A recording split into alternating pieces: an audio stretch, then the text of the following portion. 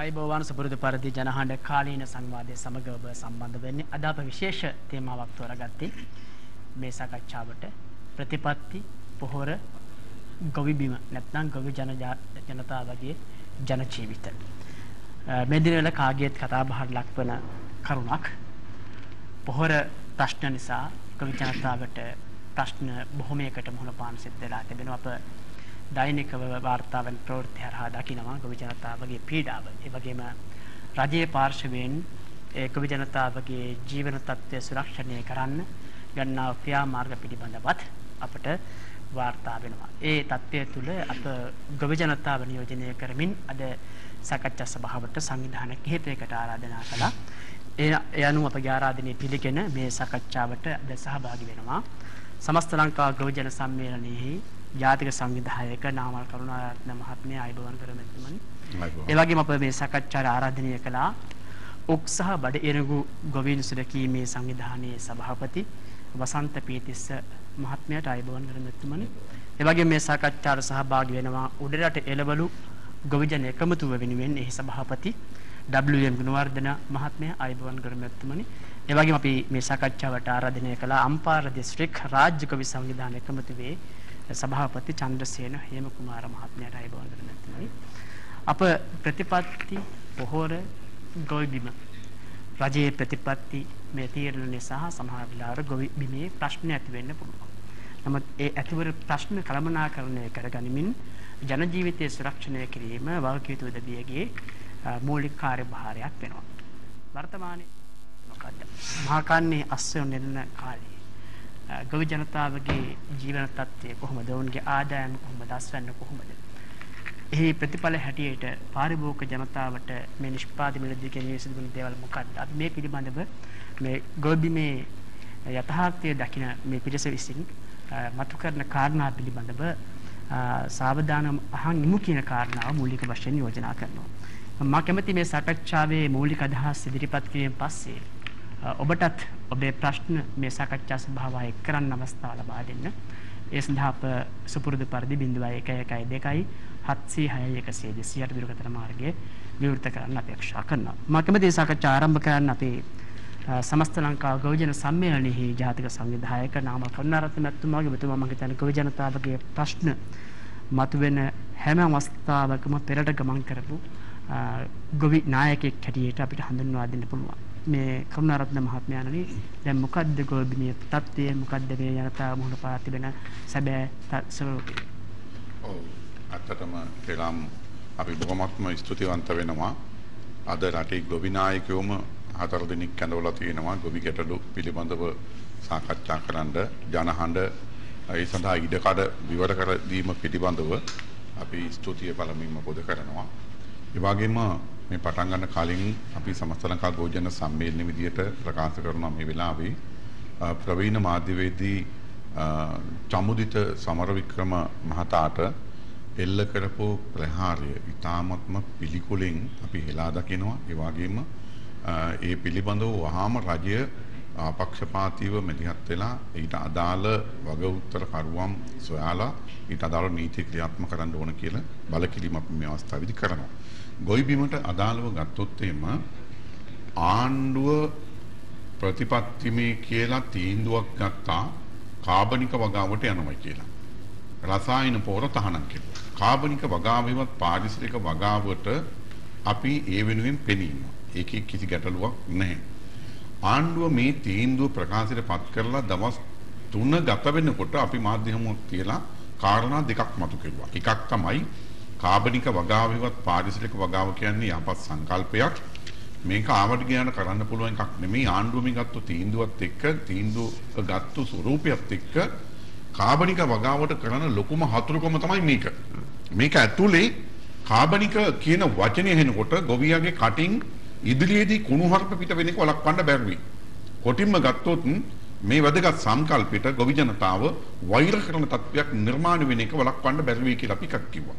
ඊළඟ අපි කිව්වා කාබනික වගාවත් එක්ක ගැට ගැහෙන වගා ක්‍රම දෙකක් තියෙනවා. එකක් තමයි ජෛව ජනන තාක්ෂණය හරහා කරන කෘෂිකර්මාන්තේ, අනික තමයි කොම්පෝස්ට් වගාව. ඇත්තටම රටේ බහුලව යන්නේ මේක කොම්පෝස්ට් වගාව. ඒතර මේ කාබනික පොහොර කිව්වහම තියෙන්නේ ශුද්ධ ජීවි ක්‍රියාපරියක්. ඒ නිසා ශූද්‍ර ජීවීන් සහිත ලෝකේ කිසිම රටකින් තවත් රටකට පස්පිඩක්වත් කාබනික පොහොර එහා මෙහා ගෙනියන්න බෑ. මීට අදාළ ජාත්‍යන්තර නීතියක් තියෙනවා. අපේ රට තුලත් ඊට අදාළ නිරෝධායන 52ක් තියෙනවා. ඒ අනුව කාබනික පොහොර පිටරටින් නම් ගේන්න තියාගෙන හිතන්නවත් එපා. මේ මොනොත් මේ අභාවාචක අධ්‍යක්ෂින් වලට අපට මොන දෙන්න සිද්ධ වෙනවයි කියන කාරණේ ගෝවිජන සම්මේලනයේ විදියට අපි ප්‍රකාශ කෙරුවා. අද ඒ කාරණා දෙකම මේ විදිහටම යථාර්ථයක් බවට පත් වෙලා තියෙනවා. ඒ නිසා ආණ්ඩුව වැරදි තකතිරු තීන්දුවක් ගත්තා. ඒ වැරදි තීන්දුවක් ගත්ත බව ආණ්ඩුව ප්‍රායෝගිකව මේ වෙනකොට ඔප්පු කරලා තියෙනවා. ඒ විතරක් නෙමෙයි මහකන්න අසාර්ථකුණයි කියලා කුෂිකර මැමතිවරයා ප්‍රසිද්ධියේ මාධ්‍ය හමුවේ පිළි අරගෙනත් තියෙනවා. එහෙමනම් මෙන්න මේකත් එක්ක මේගොල්ලෝ වැරද්දක් කෙරුවා. මේකෙන් ගොවියට විතරක් නෙමෙයි අද වෙනකොට මේ හානිය කරලා තියෙන්නේ රටේ කන බොන හැම මිනිස්සුන්ටම මේ ප්‍රශ්න ඇති කරලා තියෙනවා. බත්පත පිළිබඳ ප්‍රශ්නයක් ඇති කරලා තියෙනවා. බත්පත කිව්වහම මේකට අයිති වෙන බත විතරක් නෙමෙයි එළවලු අනම්මනම් ඒ අවශ්‍ය දේවල් මේ සියල්ලම මේකට ඇතුළත් වෙනවා. පළතුරු ටිකත් ඇතුළත් වෙනවා. එහෙමනම් රටේ ආහාර පිළිබඳ බරපතල ප්‍රශ්නයක් මතු කරලා තියෙනවා. ඒතර මේකත් එක බරපතල වැරද්දක්. දැන් උදාහරණයක් ගත්තොත් ගොවි බිම් හානි වෙනවා, නියගෙන් හානි වෙනවා, වතුරෙන් හානි වෙනවා. ඊට පස්සේ සත්තුන්ගෙන්, අලින්ගෙන්, රිලවුන්ගෙන්, වතුරන්ගෙන්, නඩුලෙන්නන්ගෙන් උන්ගෙන් හානි වෙනවා. ඒක සාමාන්‍ය ස්වභාවික කාරණා. හැබැයි දැන් මේ වෙනකොට මුළු ගොවි බිමටම හෙන ගැහුවා වගේ වැඩක් කරලා තියෙනවා. එහෙනම් බරපතල හානියක් කරලා තියෙනවා. බරපතල අස්සන්නේ අඩුවක් කරලා තියෙනවා. බරපතල විදිහට ගොවිය වගා බිමෙන් ඉවත් කරලා තියෙනවා. බරපතල පාඩුවක් කරලා තියෙනවා. මේ පාඩුව කෙරුවේ අවුවවත්, වැස්සවත්, හුළඟවත්, ගම් වතුරවත්, එහෙම නැත්නම් අර තිරිසම් සත්තුවක් නෙමෙයි. මේ හානිය කෙරුවේ මේ රටේ පාලකයෝ. හිතන්න පුළුවන් පාලකයෝ, රටක වගකීම බාරගත්ත පාලකයෝ. එහෙමනම් පාලකයෝ මේ වගේ හානියක් කරාට පස්සේ මේ පාලකයින්ට දෙන්න ඕන දඬුවම් මොනවද කියලා තමයි මේ ආණ්ඩු ක්‍රම ව්‍යවස්ථාවක් නැහැ. එහෙනම් මේක බරපතල විදිහට හිතන්න ඕනේ. දැන් මේ පාලකයන් කළ වරද මේ නාම කරුණාරත්න මැතිතුමනි මේ කාබනික පොහොර මේ එකවරම ගොවි බිමට යොමු කරන්න කියලා ගත්තේ යෝජනාවද එසේත් නැමෙතිනම් කාබනික පොහොර ජනතාවට ගොවි බිමට යොදන්න ප්‍රමාණවත් පරිදි වෙළඳ පොලේ නැතිවීමද කිසි සැලසුමකින් තොරවන මේ තීන්දුව ගත්තේ. එතකොට මේ තීන්දුව ගැනීම සහ ඒ තීන්දුවට මුහුණ දීම කියන කාරණේ ඔක්කොමත් එක්ක මුළු මේ සමස්තෙම ගත්තාම ගැටලුවක්. තීන්දුව ගන්න කලින් ඒ තීන්දුව ක්‍රියාත්මක කිරීමට අලුතෙන් ගන්න තීන්දුව ක්‍රියාත්මක කිරීමට අදාළව වැඩපිළිවෙලක් සැලැස්මක් තියෙන්න ඕනනේ. ගොවි ජනතාව ඒකට දැනුවත් කරලා ගොවින් ඒකට මානසිකව සූදානම් කරන්න ඕනනේ. විකල්ප පොහොර ගොවියට හඳුන්වා දෙන්න ඕනනේ. පොහොරත් එක්ක දැන් මේකේ ඇත්තටම ගැට ගැහෙන කාරණා පහක් තියෙනවා. එකක් තමයි පොහොර. ඒත් එක්කම ගැට ගැහෙන එකක් තමයි බීජ. බීජයි මේ පොහොරයි කියන්නේ ගහට පොත්තත් පොත්තට ගහත් වාගේ එකට ගැට ගැහෙන එකක්. ඒත් එක්කම කෘමි මර්ධනය කරන ක්‍රමවේදය. පලිබෝධ මර්ධනය කරන ක්‍රමවේදය. ඒත් එක්කම වල් මර්ධනය කරන ක්‍රමවේදය. ඒත් එක්කම වගා සැලැස්ම. වගා සැලැස්ම කියන්නේ රසායන වගාවේදී සාමාන්‍යයෙන් කුඹුරු වගාවේදී සති දෙකකින් කුඹුරු වැඩ කරලා වැඩ කරනවා. කාබනික වගාවේදී සති දෙකකින් කරන්න බෑ. ඒකට අවම මාසයකට එහා කාලයක් යනවා. එතකොට කාබනික වගාවට අවශ්‍ය වෙන වතුර ප්‍රමාණය වාගේ දෙගුණයකට ආසන්න වතුර ප්‍රමාණයක් අවශ්‍ය වෙනවා කාබනික වගාවට. ඒ සඳහා වැඩි කාලයක් යොදන්න ඕනේ. රසායන වගාවේදී සාමාන්‍යයෙන් ගොවියෙක් කුඹුරු වගාවේදී ට්‍රැක්ටර යොදන්නේ එක සැරේයි. සමහර අවස්ථාවල දෙසරයක් යොදනවා. එකපාරින් මඩ කරලා මේක ගොයි ඇදලා වපුරනවා. හැබැයි කාබනික වගාවේදී ට්‍රැක්ටරේ භාවිතා කරනවා නම් අවම 3 සැරයක්. හරිද? 3 සැරයක් භාවිතා කරන්න ඕනේ. නිෂ්පාදන වියදම වැඩි. ඒතකොට එහෙමනම් මෙන්න මේකත් එක්ක මේ සමස්තයට වැඩ පිළිවෙලක් සැලැස්මක් තියෙන්න ඕනේ. ආණ්ඩුව මේ කිසිම සැලසුමකින් තොරව තමයි මේ තීන්දුව ගත්තේ. අන්න එතන තමයි වැරද්ද. මේක ආණ්ඩුව දැන් ඔප්පු කරලා ඉවරයි. තමු වැරදි තීන්දුවක් ගත්තා කියලා. ඒක නිසා මේ රටට කරපු අපරාධෙට මේ රටට කරපු අසාධාරණෙට මේ ආණ්ඩුව වග කියන්න ඕන.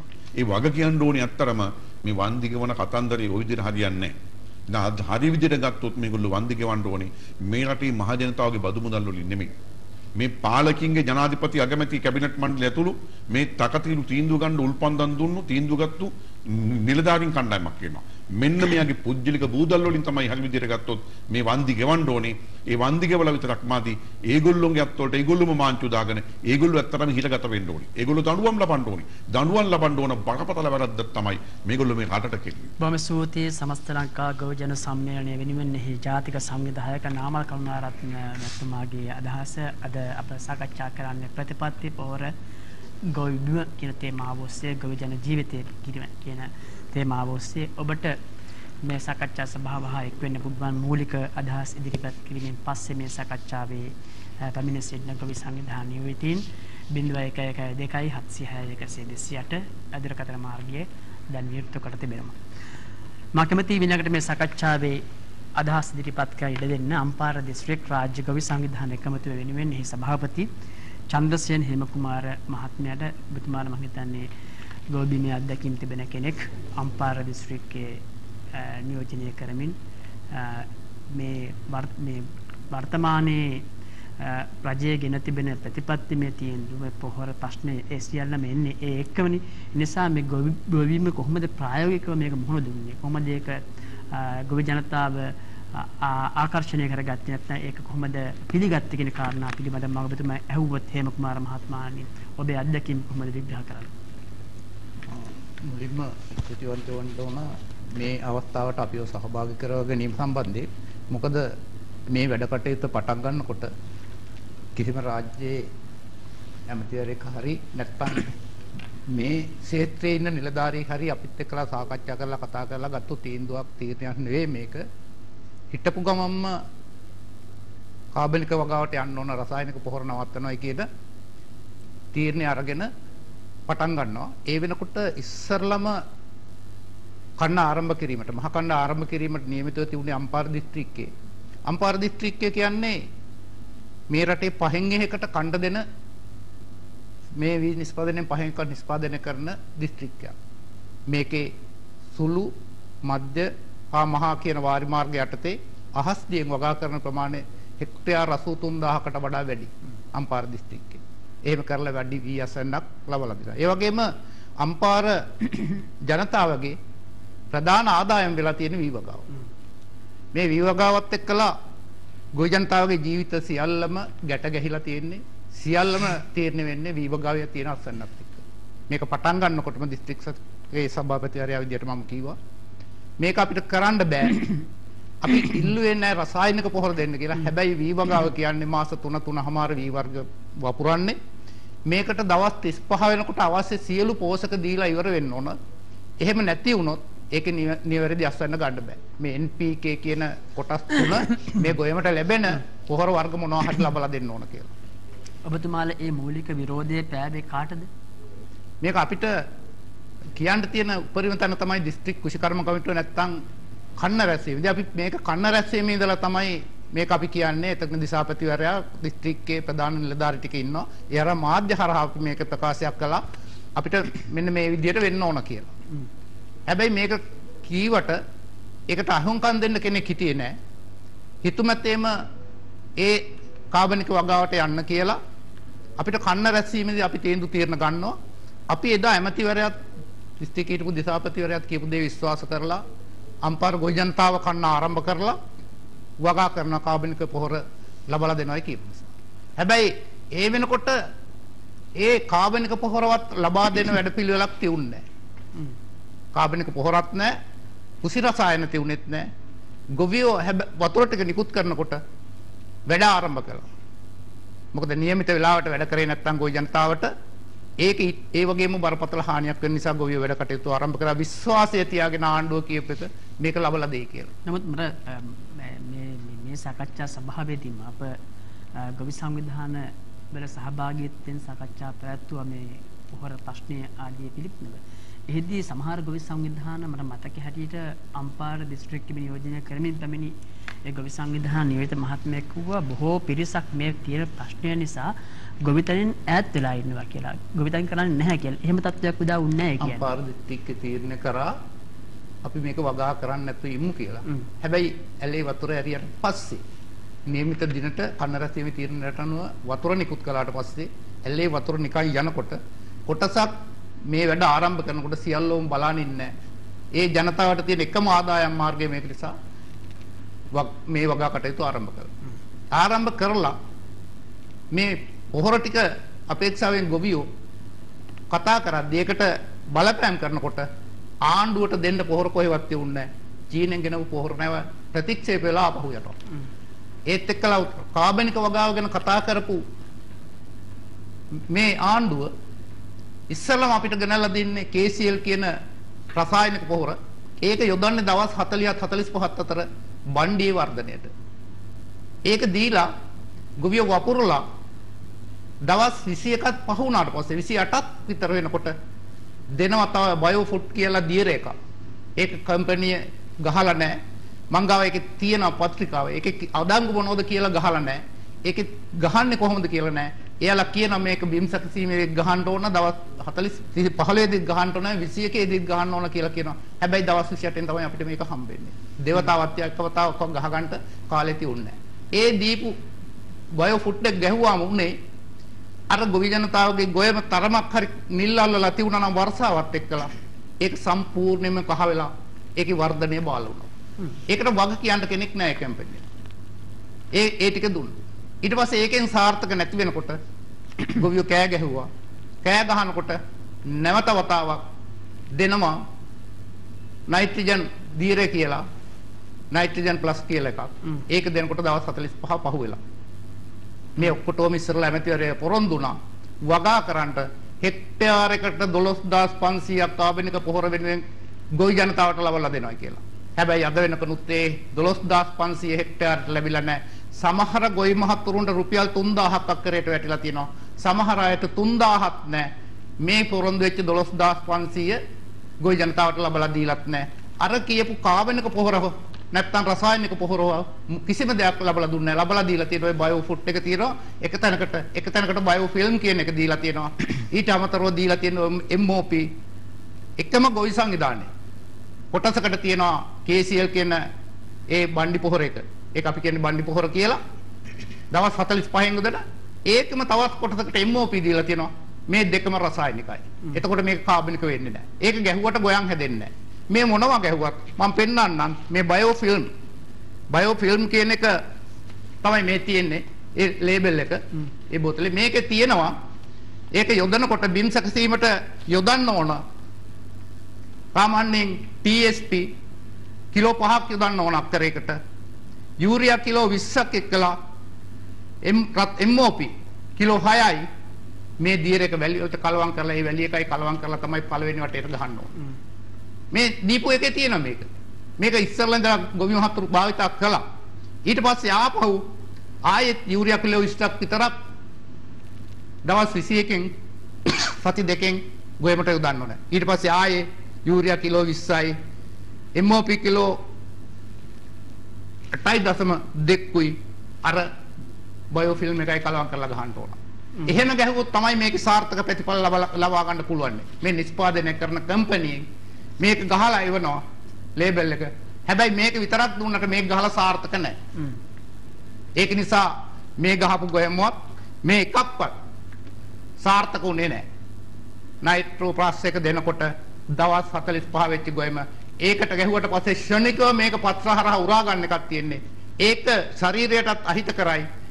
ඒකෙම කියනවා ඒගොල්ලොම කියනවා මේක හෑන්ඩ් ග්ලව්ස් දාලා මුඛාවරණ මූණ වහගෙන ඒ ටික ඔක්කොම මේ වෙන විදිහට දාලා ගහන්න කියලා. හැබැයි මේක ගැහුවට පස්සේ දවස් 45 වෙනකයි කියන්නේ මේකේ බණ්ඩිය හැදිලා මේ බණ්ඩියට හානි කරන මේක උරාගත්තට පස්සේ පත්‍රවලින්. අද වෙනකොට මේ සියල්ල ගහපු ගොයම හතුරුන්ගේ ගොයමේ තමන්ගේ කුඹුරේ අස්සන්න නෙලන්න දෙයක් නැහැ. පූදින්නේ නැහැ ගොයම. එහෙමම කුරු වෙච්ච ගොයමක් විතරක් තියෙනවා. දැන් හේමකුමාර මහත්මයා දැන් ඔබතුමාගේ අදහසට ගරු කරමින් මම දකිනවා සමහර ලාවට කෘෂිකර්ම අමාත්‍යාංශය සමහර ගොවිබිම් නිරීක්ෂණය කරන්න යනවා. ඒවා අපේ ප්‍රවෘත්ති කාමරයටත් ලැබෙනවා මේ ගිහිල්ලා ඒ ගොවි ජනතාව දක්වන අදහස්. සමහර ගොවි ජනතාව කියනවානේ කාබනික පොහොර යොදලා Taman ලැබූ අස්වැන්න බොහොම අගෙයි. රසායනික පොහොරට වඩා වැඩි අස්වැන්නක් මේ කාබනික පොහොර යොදලා මේ ලබා ගත්තා කියලා. ඒක මොකක්ද? ඒක බොරුවක්ද එතකොට? මේකට හොඳම උදාහරණය මම හිතන්නේ අපේ ව්‍යාපාරයට ආව බලා ගන්න පුළුවන්. මේ ව්‍යාපාරය අපේ ගොවි සංවිධාන තුළ සමහර අය ගාවා පසුගිය කන්නේ ලැබිච්ච යූරියා ප්‍රමාණයෙන් ඉතුරු වෙච්ච ඒවා තියුණා. මේ ගොවි මහත්තුරු ඒ යූරියා හොන්ඩරයක් තියුණා නම් අක්කරෙත් නෙවෙයි ඒක අක්කර දෙකටම හරි ගහලා පළවෙනි වටේ මේවා කරපුවාම ඒකත් එක්කලා අර පොහොර ටික යොදනකොට සාර්ථකත්වයක් තියුණා. එහෙම නැතුව මේ කියන කාබනික කියලා දීප ටික විතරක් ගැහුවට සාර්ථකත්වයක් නැහැ. මේ ගිහිල්ලා පෙන්වන්නේ මේ ගිහිල්ලා කතා කරන්නේ සාර්ථකව තියෙන තැන්වල. මම කියන කවුරු හරි ඉන්නවා නම් එහෙම එන්න මගෙත් එක්කලා මම මේවා ගහලා හදපු කුඹුරු යායවල් පෙන්වන්නම්. අර ගොඩට වපුරපු අපේ ද්‍රවිඩ ජනතාව අපේ ගොවි සංවිධානයට සම්බන්ධ ද්‍රවිඩ ජනතාව ඉන්නවා. එයාලා ගොඩට වපුරුවේ. ඒවා වපුරන්නේ මහකන්නට විතරයි. මේ මහකන්නට විතරක් වපුරපු කුඹුරු වර්ෂාවත් අඩුයි පොහොරත් නැහැ ගොයම හැදුන්නේ නැහැ. අද වෙනකොට ඒකේ හරක් බැඳලා ඉන්නයි. අද ඒකේ හරක් තමයි ඒ ටික කන්නේ.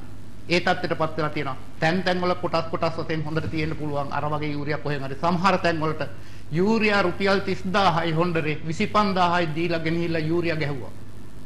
එහෙම හරි ගහගත්ත තැනක සමහර විට හොඳට තියෙන්න පුළුවන්. ඒ මොන කතන්දර කිව්වත් අද වෙනකොට අස්සන්න නෙල්නවා.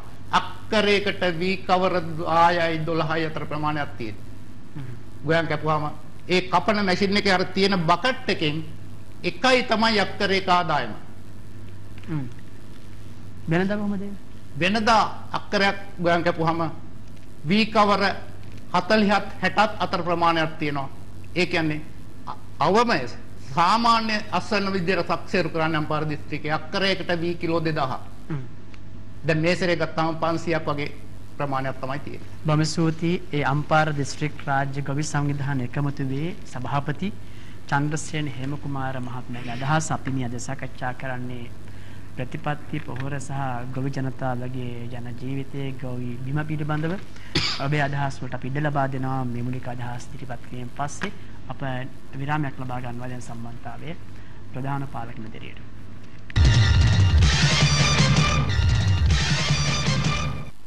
අපි අද මේ සාකච්ඡා කරන ප්‍රතිපත්ති පොහොර සහ ගොවි ජන ජීවිත පිළිබඳව මා කැමතියි ඊළඟට මේ සාකච්ඡාවේ අදහස් ඉදිරිපත් කරන්න ඉඩ ලබා දෙන්න.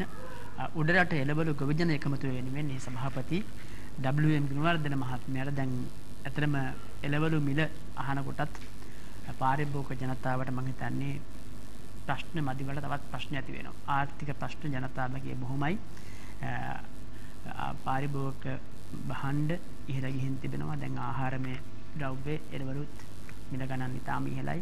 දැන් ඔබතුමා මේ එළවලු ගොවි ජනතාව නියෝජනය කරන ගොවි මහත්මයෙක් හැටියට ගොවි නායකයෙක් හැටියට එළවලු ගොවියාට නැත්නම් උඩරට ගොවි ජනතාවට මේ රජයේ ප්‍රතිපත්තියත් එක්ක අත්දලා තිබි ඉරණම කොහොමද?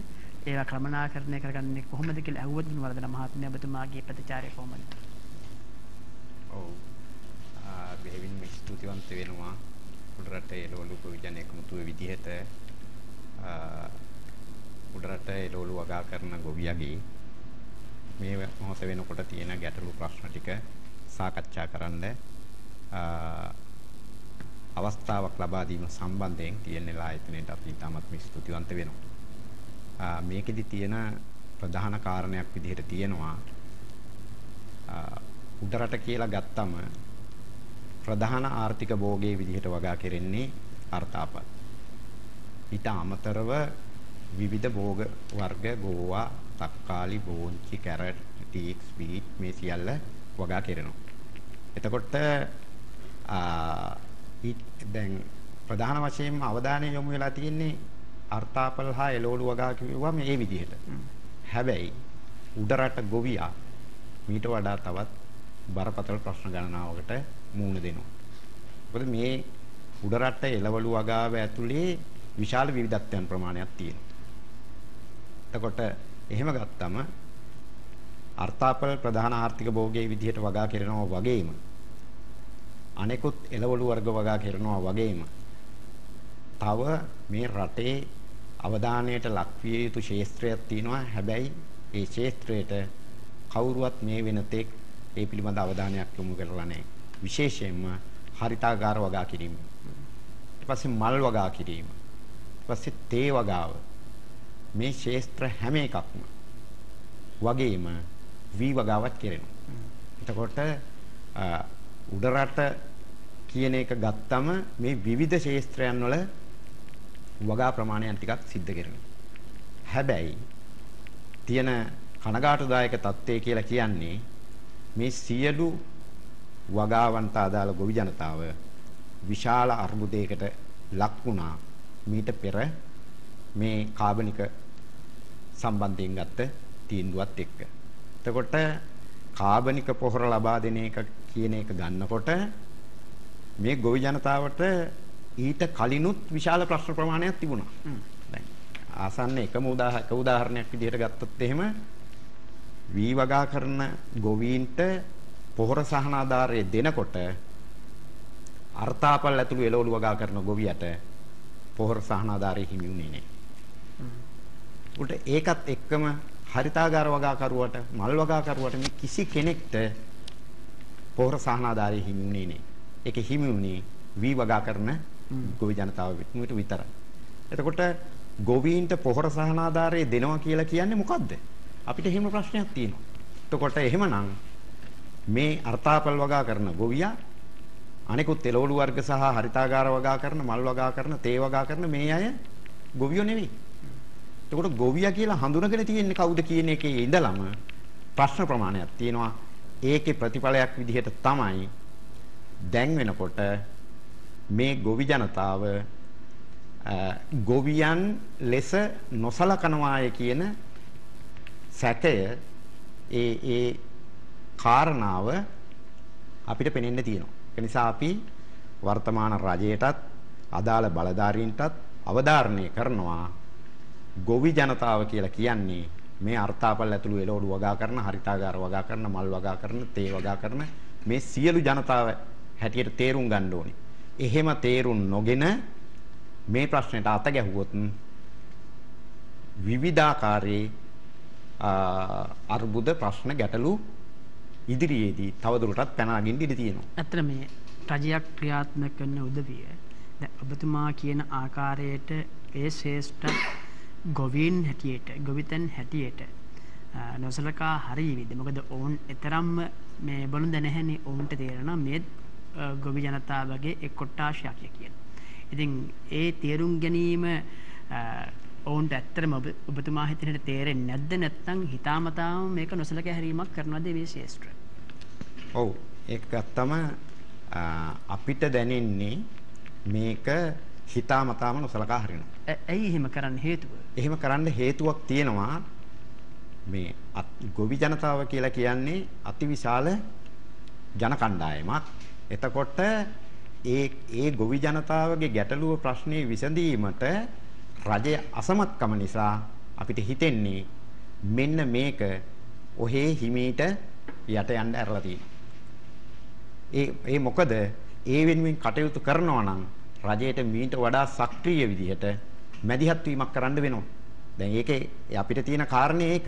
කියන්නේ පොහොර සහනාධාරය ගොවීන්ට පොහොර සහනාධාරය දෙනවා කියලා කිව්වම එහෙමනම් අර්ථාපල ඇතුළු අනිකුත් එළවලු වගා කරන ගොවියා. එතකොට එහෙම දෙන්නේ නැහැ කියලා කියන්නේ මොකද්ද? එහෙමනම් එතනදි කියවෙනවා ගොවි ජනතාව ලෙස සලකන්නේ නැහැ කියන එක.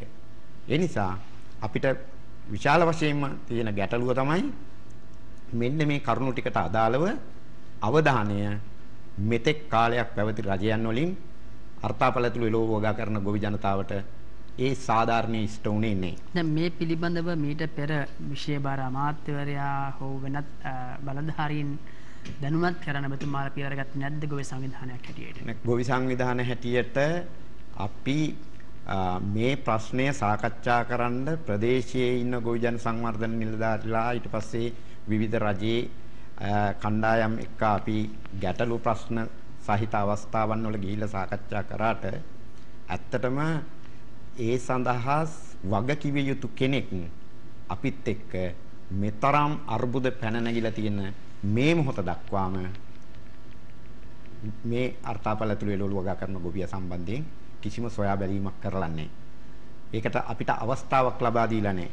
ඒකයි මම මුලින්ම කිව්වේ අපි ස්තුතිවන්ත වෙනවා TNL ආයතනයේට අර්ථාපල ඇතුළු එළවලු වගා කරන මේ ගොවියන්ගේ ගැටලුව ප්‍රශ්නය මේ රටට මේ සමාජයට තවදුරටත් මේක අවධාරණය කරගන්න අවස්ථාවක් ලබා දීම සම්බන්ධයෙන්. බොහොම ස්තුතියි උඩරට එළවලු ගොවි ජන එකමුතුව වෙනුවෙන් සභාපති WM ගුණවර්ධන මහත්මයාගේ අදහස ඉදිරිපත් වුණේ අප ප්‍රතිපත්ති පොහොර ගොවි ජන ජීවිත පිළිබඳව අද මේ ජනහඬ තුළ සාකච්ඡා කරන්න මම කැමැතියි ඊළඟට අවස්ථාව ලබා දෙන්න.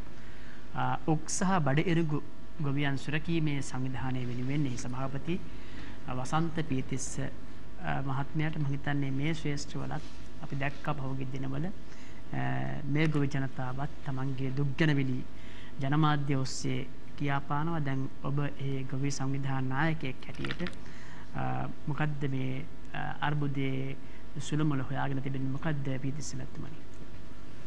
පළමුව ස්තුතිවන්ත වෙනවා TLN ආයතනයටත් ඒ වගේම ඔබතුමාටත් මේ අවස්ථාව ලබා දීම සම්බන්ධව. ඇත්තටම අද දවසේ මාතෘකාවට අදාළව ගත්තොත් එහෙම ගොවි බිම පොහොර සහ ප්‍රතිපත්ති තමයි අද අපේ සාකච්ඡාවේ මාතෘකාව. ඇත්තටම මේ මොහොත වෙද්දී ගොවි බිම ගිනි අරගෙන තියෙන්නේ. ප්‍රතිපත්ති වල් වැදිලා තියෙන්නේ. ඒ වගේම පොහොර කලුනික හොයනවා. ගොවි බිමට අවශ්‍ය සුදුසු පොහොර හොයාගන්න එක කලුනික හොයන වගේ වැඩක්.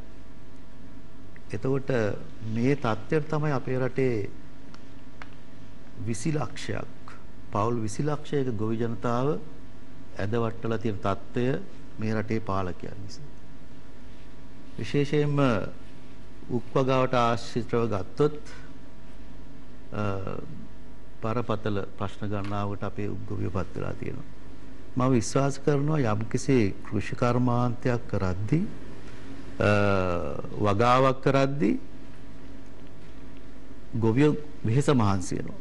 ඒ වෙහෙස මහන්සි වෙද්දී උක්වගාව කරන ගොවියා තරම් වෙහෙස මහන්සි වෙන ඒක කටුක අත්දැකීම් සමුදායක් උදා කරගන්න වගාවක් ශේෂ්ත්‍රයක් විශාල ප්‍රශ්න රාශියකට මුහුණ දීලා තියෙනවා. අම්පාර දිස්ත්‍රික්කයේ අක්කර 5000ක් හිඟුරාණ ආයතනය යටතේ තියෙනවා. ඒ වගේම බාහිර උද්ගොවියන් විදිහට තවත් හෙක්ටයාර් 5000ක් ඒ වගේම තවත් අක්කර 1000ක් පමණ පිටස්තර උද්ගොවි විදිහට උක්වගාව කරනවා. ඒ වගේම පැලවත්ත සෙවණගල ප්‍රදේශවලත් ගත්තට පස්සේ මේ සියල්ලම ගත්තට පස්සේ අක්කර 50000කට අධික උක්වගාවක් අපේ රට තුළ දැනට ක්‍රියාත්මක වෙනවා. ඕන් මුහුණ දීලා තියෙන බරපතලම ප්‍රශ්න තමයි මම පසුව මේ අභ්‍යන්තර ගැටලු ටික සියල්ල කතා කරන මූලික වශයෙන් ගත්තොත් උක් ටොන් එකක මිල සම්බන්ධව බරපතල ප්‍රශ්නයක් ඇති වෙලා තියෙනවා.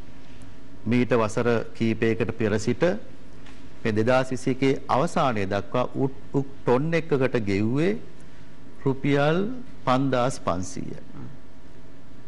හැබැයි ගිය අවුරුද්දේ සිට මේ අවුරුද්ද මාස 12ක කාලයක් තුල අපේ රටේ සමස්ත ජනතාවගේ අත්‍යවශ්‍ය භාණ්ඩ හා සේවාවල මිල වැඩි වෙලා තියෙනවා 60%කින් පමණ. එතකොට ඒ හා සමගාමීව මේ උක්ගොවියාගේ උක් ටොන් එකකට ලබා දෙන ආදායම මුදල වැඩි වී යුතු තියෙනවා. නමුත් එහෙම වැඩි වෙලා නැහැ. මේගොල්ලෝ උපක්‍රමශීලීව ඉතා සොච්චම් මුදලක් වැඩි කරන්න 2022 වෙනකොට 22 ඉඳලා තීරණය කළ තියෙන උක් ටොන් එකකට රුපියල් 6250ක් දක්වා. අපි පළමුව කියනවා ඒක කිසිසේත්ම සටලන්නේ නැහැ. ගොවි ජනතාව බරපතල උග්ගොවි ජනතාව දුෂ්කරතාවයකට පත් වෙලා ඉන්නවා. ඒ නිසා මේක වහාම මීට වඩා වැඩි ප්‍රමාණයකට වැඩි කරන්න ඕනකම තියෙනවා. ඒ වගේම අද වෙනකොට මේ උක් සමාගම් විසින් උග්ගොවියා දැවැන්ත පීඩන ලක් වෙලා කරලා තියෙනවා. උග්ගොවියා සහ සමාගම අතර කිසිදු ඒකාබද්ධ ගිවිසුමක් නැහැ. සමාගමේ පාලකයන්ගේ වචනය තමයි නීතිය බවට පත් වෙලා තියෙන්නේ. උග්ගොවියට ඇහුම්කම් දීමක් නැහැ. උග්ගොවියාගේ සාධාරණ ඉල්ලීමකට මැදිහත් වීමක් සිද්ධ කරන්නේ නැහැ. ඒකාධිපති මැදිහත් වීමක් මේ සමාගම් ටිකේ සිද්ධ කරමින් තියෙනවා.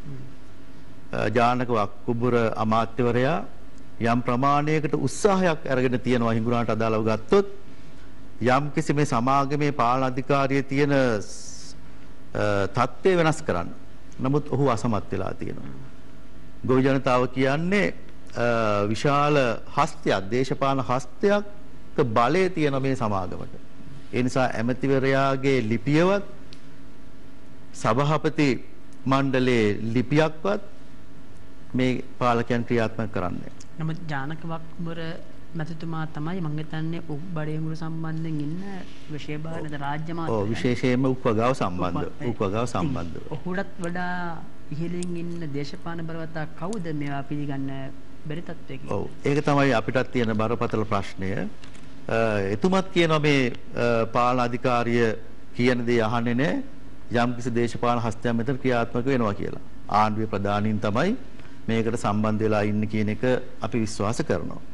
ඒ වගේම අනිත් පැත්තෙන් ගත්තට පස්සේ බඩේරුම් ගොවියා බරපතල අසාධාරණලපත් වෙලා තියෙනවා. ඒ කියන්නේ ඔබතුමා කියන්නේ උක් ගොවියා ආරක්ෂා කරන එක නෙමෙයි මේ බලධාරීන් කරන්නේ උක් සමාගම් ආරක්ෂා කරන එක. පැහැදිලිවම මම ඒ පිළිබඳ සාක්ෂි ඇතුව ඉදිරියේ ඉදිරිපත් කරනවා. බඩේරුම් ගොවියන් අම්පාර දිස්ත්‍රික්කයේ අක්කර 70000ක පමණ මහකන්නේ උක් වගා කරනවා. මේ මොහොතේ මේ බඩේරුම් වගා කරලා තියෙන්නේ අක්කර දසදහසකට අඩු ප්‍රමාණයක්. එතකොට මේකට හේතුව තමයි පොහොර ලබා නොදීම. පොහොර නොමැතිව ගොඩ ඉඩමක බඩේරුම් වගවන්න බෑ. අද අස්වැන්න නෙලනවා ගොවියන් නෙලන්න පටන් ගන්න තියෙනවා. ඒ අර දසදහස ප්‍රමාණය එදා තිබුණු බඩේරුම් කරලේ ප්‍රමාණය ගන්න ඒ ඇට ප්‍රමාණය ගන්න දැන් තියෙන බඩේරුම් කරල් 5ක් ගන්න ඕනකම තියෙනවා. ඒ තරම් අස්වැන්න අඩු වෙලා තියෙනවා අන්ත අසරණ තත්ත්වයටපත් වෙලා තියෙනවා. ඒ වගේම පොහොර දෙනවා කියලා රුපියල් 6500 ගානේ බලධාරී කෘෂිකර්ම දෙපාර්තමේන්තුවේ බලධාරීන් ගොවි ජන සේවා බලධාරීන් මුදල් ලබා ගත්ත බඩේරුම් ගොවියන්ගේ. අද වෙනකොටත් ඒ මුදලත් නැහැ පොහොරත් නැහැ. පොහොර කොටසකට දුන්නා බඩරුම් ගහේ මල් පිපෙනකොට. ඒත් පොහොර කාබනික පොහොරද? යූරියා මිටියක් තමයි 6500ට දෙන්න තීන්දුව කරේ. එතකොට ඒ මල් පිපෙන වෙලාවේ පොහොර දාලා වැඩක් නැහැ. ඒ නිසා බඩරුම් ගොවිජනතාව රට පුරා මේ ප්‍රශ්නේ හැමම තියෙනවා. අක්කර 3,50,000ක පමණ අපේ රටේ බඩරුම් වගා කරනවා. ඒ සමස්ත ගොවියා අද වෙනකොට අන්ත අසරණ තත්ත්වයටපත් වෙලා තියෙනවා. ඒ නිසා අපි මේ පාලකයන්ට කියනවා උග්ගොවියා බරපතල අසාධාරණටපත් වෙලා තියෙනවා. බඩරුම් ගොවියෝ බරපතල අසාධාරණටපත් වෙලා තියෙනවා. ඒ විතරක් නෙවෙයි හේන් වගා විශාල ප්‍රමාණයක් කරනවා අම්පාර දිස්ත්‍රික්කයේ පොළොන්නරුව ආදී දිස්ත්‍රික්කවල. සමාවෙන් වසන්ත පෙදෙස් මහත්මයා මම දැන ගැනීම සඳහා මේ අහන්නේ දැන් අපේ හේම කුමාර මහත්මයා කිව්වා කාබනික පොහොර භාවිතාවර ගොවියා හුරු කරන වෙනුවෙන් ඔවුන්ට ගොවි සංවිධාන හරහා නිලධාරීන් ඇවිල්ලා යම් කාරණා කිව්වා අය කියන. දැන් බඩේරුඟු සහ උක්පගාව සඳහා පොහොර භාවිතා කරනවානේ. ඒතර ඒ සඳහා කාබනික පොහොර මේ යොදවන්න කියලා ඒ උපදෙස ඔබතුමා ලැබුණ නැද්ද? ඒ සංවිධාන හරහා නැත්නම් ඒ ආයතන බලධාරීන් හරහා උපදෙස් සහ අවවාද අනුශාසනා ගොවියන්ට ලැබිලා තියෙනවා. හැබැයි එහෙම පොහොර හොයාගන්න විදිහක් නැහැ. එහෙම පොහොර හදාගන්න විදිහක් නැහැ. දසදහස් ගණන් අක්කර ප්‍රමාණයකට එහෙම පොහොර හොයාගන්න විදිහක් නැහැ. අපි වීවගාවට අදාළව ගත්තොත් එහෙම ගොවියන්ට රුපියල් 12500ක කොටසකට ආධාරයක් දීලත් ඒ ගොවි ජනතාව තමන්ගේ වත්තේ ඉටිරෙද්දකින් වහලා අතන තියෙන ගොම ටිකයි වැවේ තියෙන මඩ ටිකයි තව තැන තියෙන කොළාතු ටිකයි දාලා වහලා තමයි ඕක හැදුවේ. ඒක කිසිසේත්ම සුදුසු සහ ප්‍රමාණවත් ප්‍රමිතියකින් තොර ප්‍රමිතියෙන් තියෙන එකක් නෙවෙයි. ඒ නිසා එහෙම බොරුවක් තමයි ඇත්තටම කාබනික වගාව මේ කාබනික පොහොර හදනවා කියලා සිද්ධ වුණේ. ඒක විධිමත් නෑ, නියාමනයක් නෑ, කලබලයට ගත්තු තීරණයක්. ඒ නිසා බඩේරුම් වගාවට අදාළව ගත්තට පස්සේ යූරියා දෙන්න තීරණය කරා අර ප්‍රමාණය. හැබැයි ලැබුණේ නෑ. එතකොට මම කියන්න උත්සාහ කරේ ඊට පස්සේ හේන් වගාවට අදාළවත් අම්පාර දිස්ත්‍රික්කේ කොමඩු, වට්ටක්ක, කැකිරි, පිපිඤ්ඤා, කවුපි, මුංගැට, කුරක්කන් ඒව බබලා විශාල පවුල් ප්‍රමාණයක් ජීවත් වෙනවා. අද ඔවුන්ට ඒ අදාළ කෘෂි රසායන සහ ප්‍රමිතියෙන් යුතු පොහොර නොමැතිකම නිසා අද බඩගිනින තත්ත්වයකටපත් වෙලා තියෙනවා.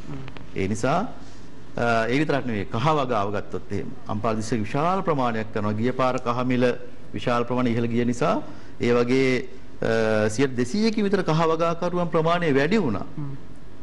අද ඒ සමස්ත කහ වගාවේ එදා කිලෝ 5ක් 4ක් ගත්තා නම් එක පඳුරකින් අද ග්‍රෑම් 250ක් තමයි කහ වගාවකින් එන්නේ. ඒ සමස්ත ගොවියෝ අසර වෙලා තියෙනවා. මොකද මඩ පොහොර දාලා තමයි කලින් මේ වගාව සිද්ධ කරේ. අපි සාකච්ඡා කරමු මේ පිළිබඳව තවදුරටත්. මට කාරණාවක් දැනගන්න කැමතියි. උක් සම්බන්ධ ඔබතුමා කිව්වා අර ටොන් එකකට ගෙවන මුදල සම්බන්ධයෙන්. ඒක 5000 ගෙවපේක මේ අවුරුද්දෙත් පොඩි ගානකින් 6250 දක්වා වැඩි කරලා තිබෙනවා කියලා.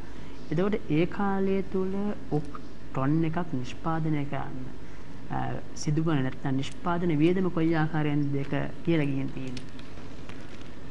උක් ටොන් එකක් නිෂ්පාදනය කිරීම සඳහා යන වියදම එදාට වඩා අර ප්‍රමාණයෙන් වැඩි වෙලා තියෙනවා. 50%කට වඩා වැඩි ප්‍රමාණයකින් මිල වැඩි වෙලා තියෙනවා. ඒ தත්ත්වය තුළ මේ කිසිසේත්ම සරිලන්නේ නැහැ. බොහොම ස්තුතියි උක් සහ බඩ එනුගු ගොවීන් සුරකීමේ සංවිධානය වෙනුවෙන් මේ සභාපති වසන්ත පීතිස්ස මැතිතුමාගේ අදහස් දක්වා සිටි. අපි අද මේ ජනහඬ තුල සාකච්ඡා කරන්නේ ප්‍රතිපත්ති පොහොර ගොවි බිම සම්බන්ධව.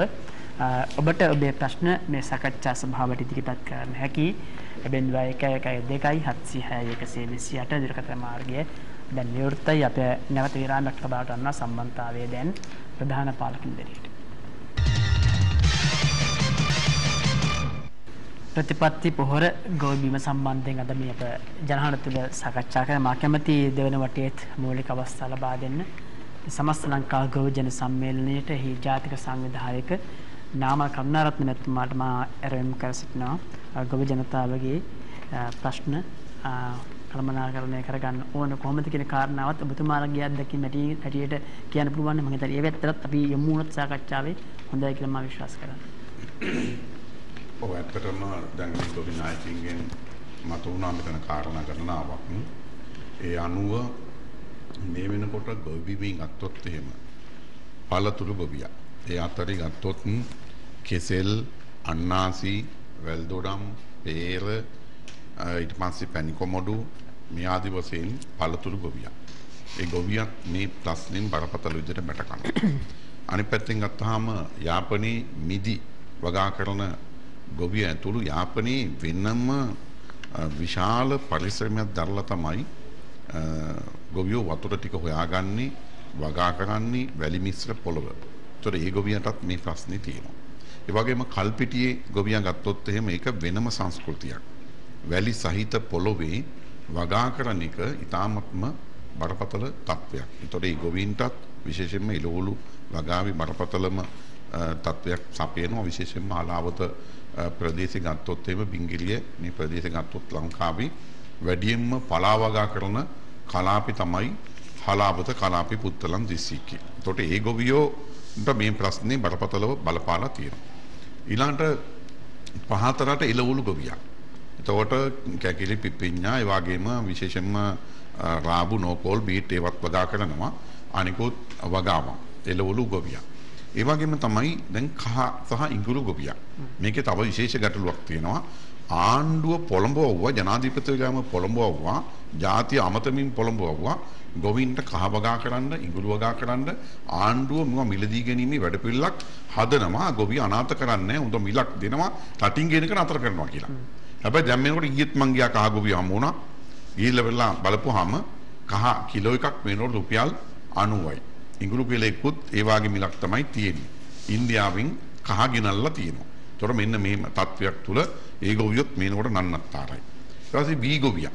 ලංකාවේ ප්‍රධානම ගොවියා තමයි වී ගොවියා. වී ගොවියාගේ තත්ත්වය ඇත්තටම මේ ගොවි නායකයා විදිහට අම්බාර දිසීකේ ප්‍රධාන ගොවි නායකයා තමයි මෙතන ඉන්නේ අපි කුමාර මහත්මයා. ඔහු පැහැදිලිව ප්‍රකාශ කෙරුවා. ඒතකොට වී ගොවියා නන්නත්තරයි. ආණ්ඩුවේ බලධාරීන් යනවා කෘෂිකර්ම එමෙතිත් යනවා හිටි ගමන් ගොවි පොළවල් බලනවා ගිහිල්ලා. හැබැයි මේගොල්ලෝ බලන්නේ කොහෙද? කළුතර, ගම්පහ, කොළඹ ඔය තමයි බලන්නේ. බස්නාහිර පළාතෙම ගත්තොත් එම වී වගාවෙන් 2.5% නිෂ්පාදනය කරන්නේ.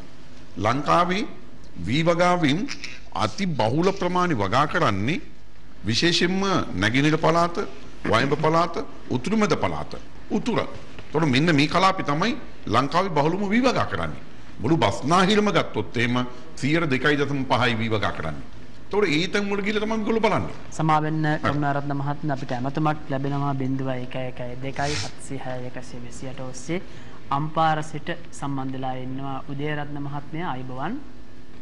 ආයුබෝවන් තරන් මහත්මයා මගේ ප්‍රශ්නේ නාමල් කුමාර මහත්මයාට දැන් කුඹුරු ගොවීන්ගේ සහයෝගයට සමුදාය සමාජිකයන් මේ කුඹුරු වලට අනුයුක්ත කරලා තියෙනවා මම හිතන්නේ මේ රටත් අනුයුක්ත කරලා තියෙනවා ඉතින් මේ තීරණය නිසා සමහරට වීවගාවේ යම් කිසි ප්‍රගතියක් ඇති වේද මොකද ඇත්තට පුදුමාගේ අදහස් නිසා ගොමිසූත්‍ය උදේරත්න මහත්මයා අම්පාරෙන් ඒ ප්‍රශ්නේ ඇහුවේ ගොවීන්ගේ සහයට හමුදාව අනුයුක්ත කිරීම සම්බන්ධයෙන් අහන්නේ. ඔව් ඇත්තටම මෙහෙමයි ඉතින්. දැන් මම ඒකට උත්තරي දෙන්නම්. එතකොට වීවගාව ඒ පැත්තෙන් නන්නත්තර කරලා තියෙනවා. ඊළඟ උඩ රට ගත්තොත් එහෙම උඩ රට එළවලු ගොවියා ඇත්තටම මේ අපේ ගොවි නායකතුමා මෙතන කිව්වා වගේම මල් ඒ වගේම හරිතාගාර තේ වගා කරන ගොවියෝ ඒ වගේම වෙනත් සුළු අපැරෙන භෝග වගා කරන ගොවියෝ මේ සියලු ගොවීන්ට අද බරපතල ප්‍රශ්නයන් වලට මුහුණ දෙන්න සිද්ධ වෙලා තියෙනවා. එතකොට දැන් මුළු ගොවි බිමම නන්නත්තර කරලා ඊළඟ අනිත් පැත්තෙන් ගත්තාම කිලි ගොවියා. දැන් අපේ රටේ කිලි ගොවීන්ගේ පැත්තෙන් ගත්තාම කිලි ගොවියාගේ නිෂ්පාදන වියදම වැඩි කරලා තියෙනවා. කිලිවලට සාධාරණ මිලක් නැහැ. පෞද්ගලික දවස්වල ආණ්ඩුව මෙදිහත් වෙලා කිලිවල මිල රුපියල් 20කින් විතර අඩු කෙරුවා. තිබුණු මිල අඩු කෙරුවා ආණ්ඩුව පැහැදිලිවම. එතකොට මේ වෙනකොට බෙහෙත් අනම්මනම් මේකක්ම එකට එකක් ගණන් ගිහිල්ලා තියෙනවා. කෑම වර්ග එකට එකක් ගණන් ගිහිල්ලා තියෙනවා. ඒ පැත්තෙන් ඒ ගොවියත් නන්නත්තරයි. ඊට පස්සේ බිත්තර සහ මස් නිෂ්පාදනය කරන අර කිරි ගොවියාගේ මිල අඩු කරුවා කියලා කියන්නේ. ඔව්. ඇත්තටම කිරිවලට අදාළව තිබුණා රුපියල් 100කට එහා මිලක් තිබුණා. එතකොට පෞද්ගලික අංශේ ඒ මිල ගත්තා. ඊට පස්සේ ආණ්ඩුව මැදිහත් වුණා මිල්කෝ ආයතනෙ. මැදිහත් වෙලා මේ සමාගම් එක්ක එක සාකච්ඡාවකට ගියා කිලිවල මිල අඩු කරන්න. ඒ සමාගම් මේ වෙලාව එකඟ වුණේ ඇත්තටම. ඒ සමාගම් මේ වෙලාවේ ඒ ගොවියාගේ පැත්තට හිටියේ ඇත්තටම. ඊට පස්සේ තව සාකච්ඡාවක් ගියා. බල කෙරුවා ආණ්ඩුව කිලිමිල අඩු කරන්න. ආණ්ඩුව බල කෙරුවා මේ සමාගම් වලට. එතනදී සමහර සමාගම් විශේෂයෙන්ම එනකොටත් ඒ වෙනකොටත් පළවත්තේ ආර්යශීලී වික්‍රමනායක මහත්තයා ඔව් තදට ටිකක් හිටියා කිලිමිල අඩු කරන්නේ නැහැ කියන තැන ඒගොල්ලෝ විරුද්ධ වුණා කිලිමිල අඩු කරන එකට. ඒතර ආණ්ඩුව බල කරලා විලා කිලිමිල අඩු කරුවා. 20කින් අඩු කළා. එතකොට එහෙම තමයි ආණ්ඩුව මේකට ප්‍රතිචාර දක්වලා තියෙන්නේ. ඒතර එහෙම කිලිගොවිය අපැත්තෙන් නන්නත්තර කිව්වා. ඊළඟට මේ වෙනකොට බිත්තර සහ මස් නිෂ්පාදනය කරන ගොවියා. දැන් විශේෂයෙන්ම ඇත්තටම අපේ වසන්ත සහෝදරයා මතු කරුව බඩේලුගු සම්බන්ධයෙන් අපිට බඩේලුගු අවශ්‍ය වෙනවා අවුරුද්දකට මෙට්‍රික් ටන් ලක්ෂ 5ක්.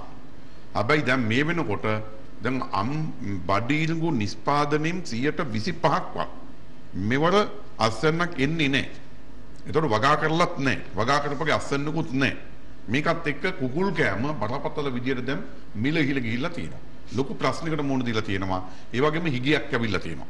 එහෙනම් මෙන්න මේකත් එක්ක බිත්තර නිෂ්පාදනය, මස් නිෂ්පාදනය, කිරි නිෂ්පාදනය, එළවලු, ඊට පස්සේ අනිකුත් පළතුරු වර්ග, ඊට පස්සේ හාල්, ඒ වගේම තේ, අනිකුත් සුළු අපනයන භෝග මේ ඔක්කොම නන්නත්තර කරපු තත්ත්වයක් තියෙනවා. එතකොට මේක මේ ආණ්ඩුව විසින් නිර්මාණය කරපු එකක්. මීට කලිනුත් ගැටලු තිබුණා නැත්තේ නේ. හැබැයි මේ තියෙන තත්ත්වය මේ සුවිශේෂී තත්ත්වය මේ ආණ්ඩුව විසින් නිර්මාණය කරපු එකක්. ආණ්ඩුව මේ ප්‍රශ්නේ ඇති කරලා නිර්මාණය කරලා දැන් ආණ්ඩුව මොකද්ද කරන්නේ? අන්න අර සහෝදරියක් අහුවනේ ප්‍රශ්නයක්. දැන් හැම ගොවිබිමකටම දානවලු හමුදා නිලධාරී. දැන් මේකද උත්තරේ මේකට. දැන් මේ රජයේ ප්‍රධාන ආයතන හැම එකටම දාලා තියෙන හමුදා බලධාරීන්. හමුදා නිලධාරීන්. අමාත්‍යාංශ වලට දැම්මා, දෙපාර්තමේන්තු වලට දැම්මා, වෙනත් ආයතන වලට දැම්මා. දැන් සාර්ථක වෙලා තියෙනවා. ඒ නිසා මෙහෙමයි හමුදාවට කරන්න පුළුවන් දේවල් තියෙනවා. බැරි දේවල් තියෙනවා. අපිට කරන්න පුළුවන් දේවල් තියෙනවා. බැරි දේවල් තියෙනවා. දැන් උදාහරණයක් ගත්තොත් එහෙම විශ්වවිද්‍යාලේ ළමයින්ට උගන්වන්න මැටි කර්මාන්ත පිළිබඳ අමාත්‍යාංශයේ අයිට බාර දුන්නොත් ඒක ප්‍රායෝගිකද? විශ්වවිද්‍යාලේ මහාචාර්යවරුන්ට බාර දුන්නොත් එහෙම මැටි කර්මාන්තයට අදාළව මැටි භාණ්ඩ නිමි භාණ්ඩ නිෂ්පාදනය කරන්න කියලා බාර දුන්නොත් එහෙම ඒක ප්‍රායෝගිකද? ප්‍රායෝගික නෑනේ. අමුදාව දක්ෂ කාරණාවන් තියෙනවා. යුද්ධයට අදාළව ඊට පස්සේ යුද්ධ පුහුණුවට අදාළව ඒ පුහුණුව තියෙනවා. එවනම් මෙන්න මේකත් එක්ක ඕන දෙයටයි එපා දෙයටයි හැම දෙයකටම හමුදාව යොදන්න ගිහම මොකද්ද වෙන්නේ? හමුදාවත් හැඩුවට ලක් වෙනවා. ඊට පස්සේ සමච්චලෙ ලක් වෙනවා. එහෙමනම් මේකට විසඳුම හමුදා නිලධාරියෙක් යොදවන එක නෙමෙයි. ඒ නිසා මේ ප්‍රශ්නේ ඇති කිව්වා වගේම මේ ප්‍රශ්නේ නැති කරන එකත් ආණ්ඩුවේ වගකීමක්. දැන් ඇත්තට දැන් අපි කියමු වගාවන් සම්බන්ධයෙන් පොහොර ප්‍රශ්නය සහ කාබනික පොහොර ප්‍රචලිත කිරීමට ගත්තා වූ උත්සාහයේ අඩුපාඩු කියන්න පුළුවන්. දැන් ඔබතුමාර පැහැදිලි කළානේ කිරි බිත්තර මස් නිෂ්පාදනය කරන ඒ ශ්‍රේෂ්ඨ වල ප්‍රශ්නය ආණ්ඩුව විසින් නිර්මාණය කළා කියලා අයි ඔබතුමා චෝදනා කරන මොකක්ද ඒකට බලපාන සාධක හේතු? ආණ්ඩුව විසින් නිර්මාණය කරා කියන්නේ මෙහෙමනේ. දැන් ආහාරවල මිල ඉහළ යනකොට ආහාර හිගියන් එනකොට ඒක ඒ වගේ වගකීම් ආණ්ඩුව බාර ගන්න ඕනේ. රටක් පාලනය කරන පාලකීන්ගේ වගකීමක් තමයි ඒක.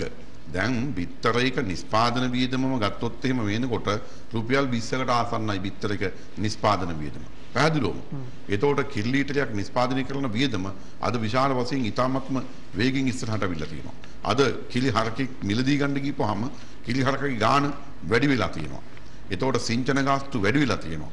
ಖನಿජ විටමින් වර්ග වැඩි වෙලා තියෙනවා. ඒතකොට ආණ්ඩුව මෙවුවා නිෂ්පාදනය කරන්නෙත් නැහැ, රටින් ගේන්නෙත් නැහැ, හේන අයට ගේන්න දෙන්නෙත් නැහැ. මේ ඇතුලේ හිගයක් නිර්මාණය වෙනවා.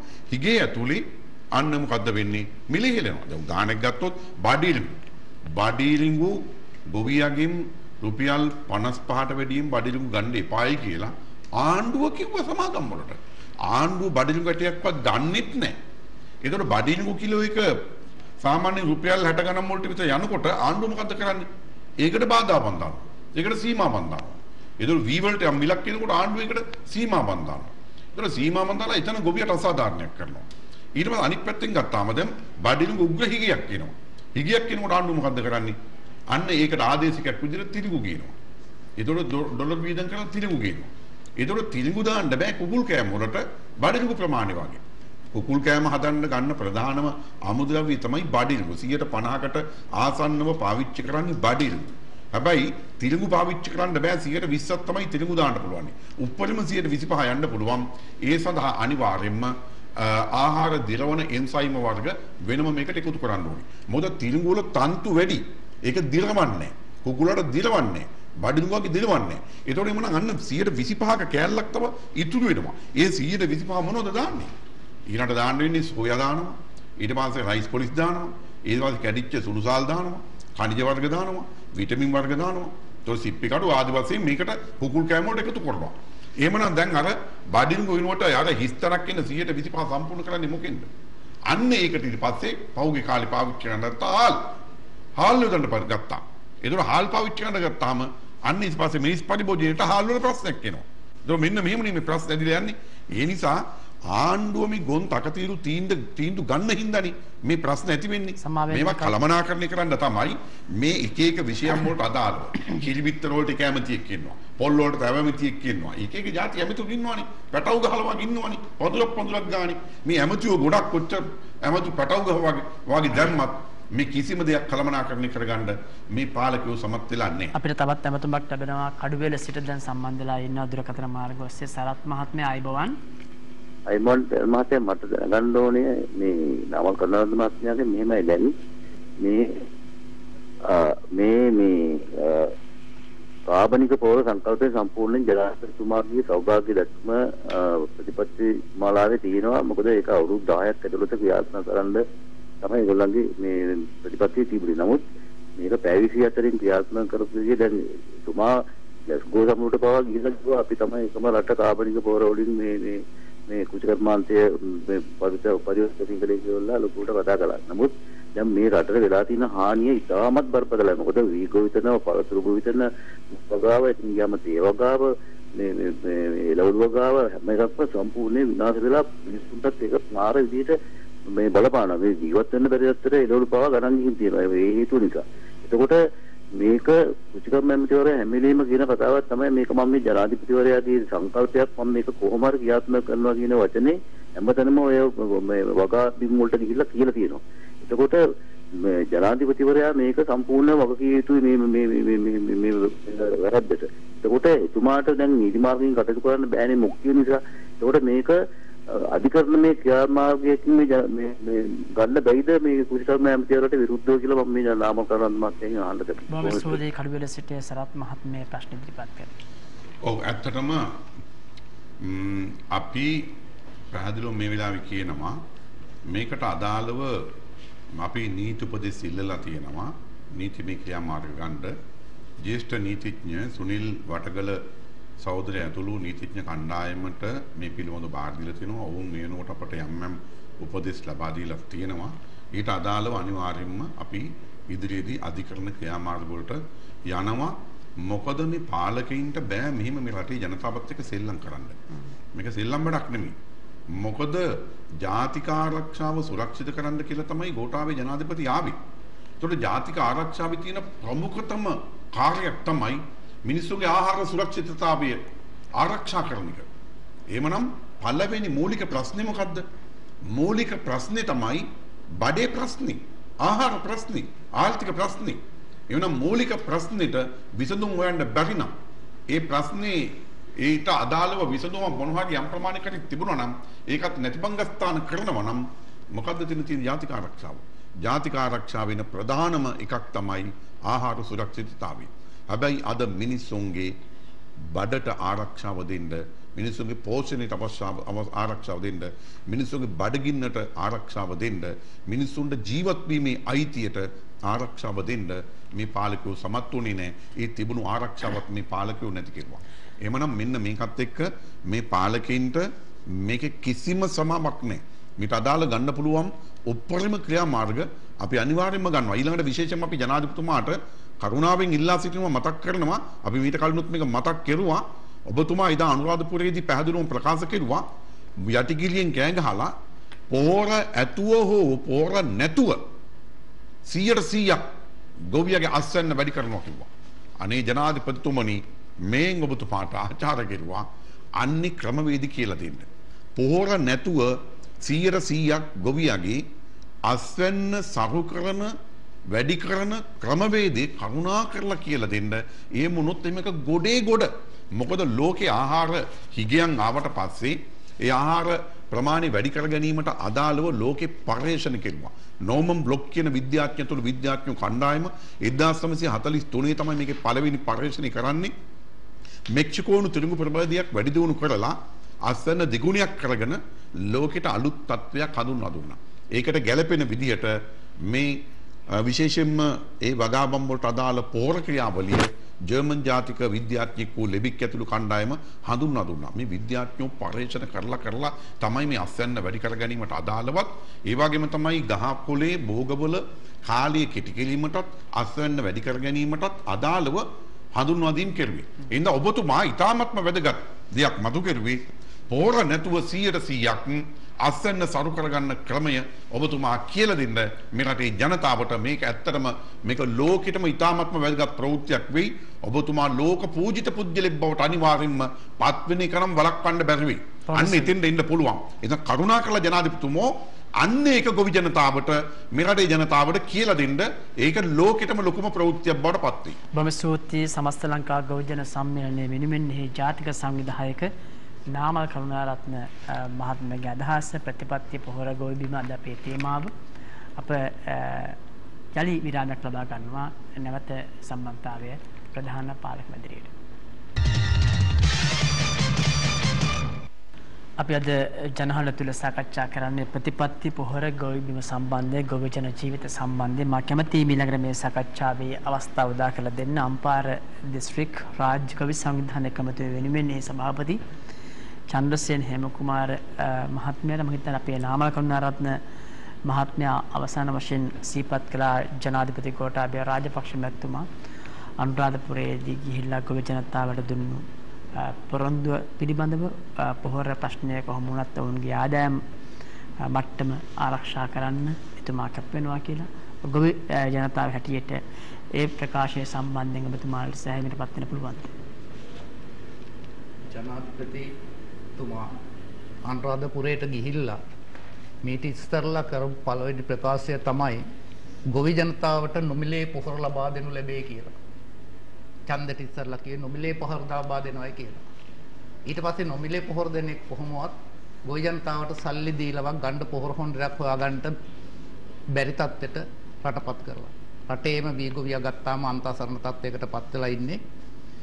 එතුමා කියන කතන්දර අද කියපු එක නෙවෙයි හිට කියන්නේ වරින් වර මේක වෙනස් වෙනවා. උදේට කියපු ප්‍රතිපත්තිය හවසට වෙනස් වෙනවා. හවස කියන එක හෙට උදේ වෙනකොට වෙනස් වෙනවා. මේ වගේ තත්ත්වයක් එක්කලා නිලධාරීන් ගොවි ජනතාවත් ඉතාමත් අසරණ තත්ත්වයකටපත් වුණා. ප්‍රතිපත්ති පොහොර හා ගොවි බිම ගැන කතා කරනකොට මම හිතන්නේ මුලට ටිකක් යායුතුව තියෙනවා. මුලින්ම ගොවිතැන් කරේ අපි තරුණ කාලේ වෙනකොට අපේ දෙමව්පියෝ තමයි මුල් ගොවියෝ වෙලා හිටියේ. ඒ කාලේ ගොවිතැන් කරනකොට තිබ්බේ දේශීය වී වර්ග කුරුවි, රතු වී, සුදු වී, ඇලේ වී ඔය වැනි වී වර්ග තමයි වගා කළේ. ඒක ගොඩක් උසට හැදෙනවා. මේකට රසායනික පොහොර භාවිතා කළේ නැහැ. රසායනික පොහොර හඳුන්වා දීමේ ප්‍රතිපත්තියක් ඇවිල්ලා ඊට පස්සේ රසායනික පොහොර හඳුන්වලා දෙනවා. ඒකේ රසායනික පොහොර භාවිතා කරලා වැඩිම වී අස්වැන්න ලබාගත් ගොවි මහත්තයා කියලා දීපු සහතික තියෙනවා ගල්ඔය ව්‍යාපාරය තුල. ඊට පස්සේ ඒ පොහොර යොදන රසායනික පොහොර යොදලා අර වගේ වගා කරන්න බෑ. ඒක මොකද කොළ වෙනවා, ගොයම වැටෙනවා, අස්වැන්න අඩු වෙනවා. ඒක නිසා එනවා මේකට බට් කරපු වී වර්ග වැඩි දියුණු කරපේ වච්චට එච් අතර. ඒ දෙකත් ගොයම උස නිසා ඒක සාර්ථක වෙන්නෙත් නැහැ. ඊට පස්සේ එනවා තායිවන් කියලා එකක් එනවා. ඊගාවට PK1, LD66, BJ11 මේ වගේ මිටි වී වර්ග හදලා එනවා. මේ මිටි වී වර්ග රසායනික පොහොර වලට ඔරොත්තු දෙනවා. මේක යෙදුවට පස්සේ ගොයම වැටෙන්නේ නැහැ.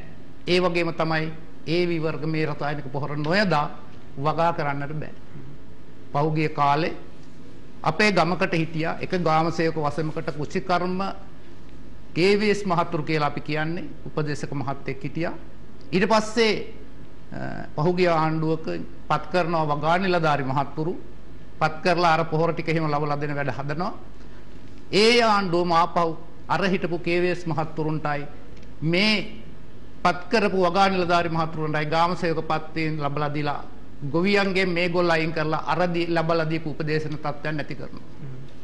ඊට පස්සේ ගොවි මහතුරු තමන්ගේ දැනුමත් එක්කලා අර AI මහත්තයා කියන්නේ කොට්ටාස 10ක් 12ක් අයිති මහත්මේ එතුමට මං හිතන්නේ එක ගොවි මහත්තයෙක් ගාවට කන්නකට එක සැරයක්වත් යන්න බැරි තරම් ගොවි ජනතාවක් හිටියා. ඒ තියාගෙන වගා කරා. වගා කරලා මේ අසන ලබාගෙනම කටයුතු කරනකොට හිටපු ගමම්ම යූරියා 450ට තිබ්බන පොහොර හොණ්ඩරේ රුපියල් 950 දක්වා ඉහළ දානවා. ඊට පස්සේ ගොවි මහත්තුරු මේකට විරුද්ධව කටයුතු කරනවා. ගොවි සංවිධාන එකතු වෙලා උද්ඝෝෂණය කරනවා, උපවාස කරනවා. මේ වෙලාවේ ළඟව ඡන්දයක් එනවා. ඡන්දයක් ආවට පස්සේ ගොවි මහත්තුරු රුපියල් 500ට යූරියා හොණ්ඩරේ දෙන්න කියලා අර ඡන්ද නිසා එක දේශපාලන නායකයෙක් කියන මන් රුපියල් 500ට හොර දෙනවයි කියලා අනෙක් ගොවි නායකයා කියන්නේ නෑ මං දේශපාලන නායකයා කියනවා නෑ මන් රුපියල් 350ට දෙනවයි කියලා 350ට දෙනවයි කියපු එකන ජයග්‍රහණය කරලා 350ට පොහොර දෙන්න පටන් ගන්නවා. හැබැයි නිර්දේශය ක්‍රමයෙන් අඩු කරන කුෂිකර්ම දෙපාර්තමේන්තුවේ උපදේශකයින් තොරව මේ නිර්දේශය අඩු කරගෙන ගිහිල්ලා අන්තිමේට TSP අක්කරයකට කිලෝ 10ක් MOP කිලෝ 16ක් යූරියා කිලෝ 82ක් ගන්නටපත් කරනවා. මන් දන්නේ ඒ දෙන 10 කොහොමද අක්කරයක් ඉන්නේ අක්කරේ වටේ යන්නවත් මදි. ඒ තත්ත්වයටපත් කරලා අවසානයේ මේක දී ගන්නට බැරි වෙනකොට අන්න කාබනික පොහොර කියන ප්‍රතිපත්තිය ගෙනලා මේක ගොවියන්ගෙන් අයින් කරනවා. සහනාධාරය අයින් කරලා දානවා. ඒකත් එක්කලා ගොවි ජනතාව වසනතාවයටපත් වෙලා ඉන්නේ. අර කාබනික පොහොර කියන වචනේ මෙයාලා කීවට ක්ෂණිකව කරන්න කියලා ඊට ඉස්සෙල්ලා කුෂිකර්ම දෙපාර්තමේන්තුවේ මහත්තුරුන්ගේ උපදෙස් එක්කලා ගොවි ජනතාව ඒක පටන්ගෙන තියුණා. මේ තියෙන්නේ ගොවියෝ ඒ සඳහා සංවිධානය කරපු රැස්වීමේ පළවෙනි රැස්වීමේ ලිපිය තමයි වාර්තාව තමයි මේ මං ගාව තියෙන්නේ. මේකේ කියනවා ඒ කුෂිකර්ම අධ්‍යක්ෂකවරයා අම්පාර දිස්ත්‍රික්කයේ මේ කාබනික පොහොර මම කියන්නම් එදා ගොයන් කපලා පිදුරු ගෙනල්ලා කොලේ පාගලා එක තැනක කුඹුරේ වැටෙන්නේ නැහැ පිදුරු ටික. එක තැනකට ඇදලා තමයි කොලේ පාගලා මේවා කරන්නේ. පිදුරු කන්ද ගිනි තිබ්බට පස්සේ කුඹුරට පිදුරු වැටෙන්නේ නැහැ. මේ අධ්‍යක්ෂකවරයා තමන්ගේ වාහනේ දීලා කුෂිකර්ම උපදේශක මහත්තයෙක් යවනවා එලවුන්ස් කරන්ට වී ගෙදරට පිදුරු කෙතට කියලා වැඩසටහනක් ගෙනල්ලා පිදුරු ටික කුඹුරට දාන්න කියලා. ඒ උපදේශක මහත්තයා එලවුන්ස් කරගෙන ප්‍රචාරය කරගෙන ගිහිලා ආපහු වෙනකොට පිදුරු කන්දු ගිනි ගන්නවා. එතුමා මේක වෙනස් කරන්න ඕන කියන තැනට ඇවිල්ලා මේ පිදුරු ටික කුඹුරට දාන කාබනික පොහොර යොදන ගොවි මහත්තුරුන්ට දාන රසායනික පොහොර වලට 150ක් කුෂිකර්ම දෙපාර්තමේන්තුවේ මුදල් ගෙවන්න පොරොන්දු වෙනවා. පොරොන්දු වෙලා මේ වැඩසටහන පටන්ගෙන සමිතිය හදලා අක්කරෙන් වීබුසල් 200 දක්වා ඉහළ දාන්න ඕන කියලා කටයුතු කරා. ගොවි මහතුරු මේකට පෙළඹිලා හිටියා. ගොවි මහතුරු පිදුරු ටික කුඹුරට දැම්මා. දැන් තමයි මැෂින් එකෙන් ගොයන් කැපුවට පස්සේ පිදුරු ටික වැටෙන්නේ. දා වැටුන්නේ නැහැ. හැබැයි දා ආපහු කුඹුරට පිදුරු ටික ඇද්දා ගොවි මහතුරු. ඒ අක්කරෙන් වීබුසල් 120 ගත්තා කියලා චන්ද්‍රිකා කුමාරතුංග ජනාධිපතිවරිය සහතික ලබලා දුන්නා ගොවි මහතුරුන්ට. 200 දක්වා යන්න ඕන වැඩ පිළිවෙල හදන්න ඕන කියලා ඒ කුෂිකර්ම දෙපාර්තමේන්තුවේ මහතුරු වැඩ කරා. ඒ ලැබිච්ච උපදෙස් වලට අපි අනුව ගොවි මහතුරු දන්නවා අක්කරයකට කාබනික පොහොර ටොන් 2ක් දාන්න ඕන. මේක දාන්න ඕන බින් සකස් කරන වෙලාවේ. ඒක දාලා මාසයක් ගත වෙනවා. ඒකේ තත්ත්වය ගොයමට උරා ගන්නට. ඊට පස්සේ තමයි රසායනික පොහොර යොදන එක තෙක්කලා අස්සන්න වැඩි කර ගන්න පුළුවන්. දැන් ඇමතිවරයා කියවෝ නැත්තම් ජනාධිපතිවරයා කියනවා අනේ අක්කරයකට හොන්ඩර 4ක් කාබනික පොහොර දාපුවාම ඇති කියලා.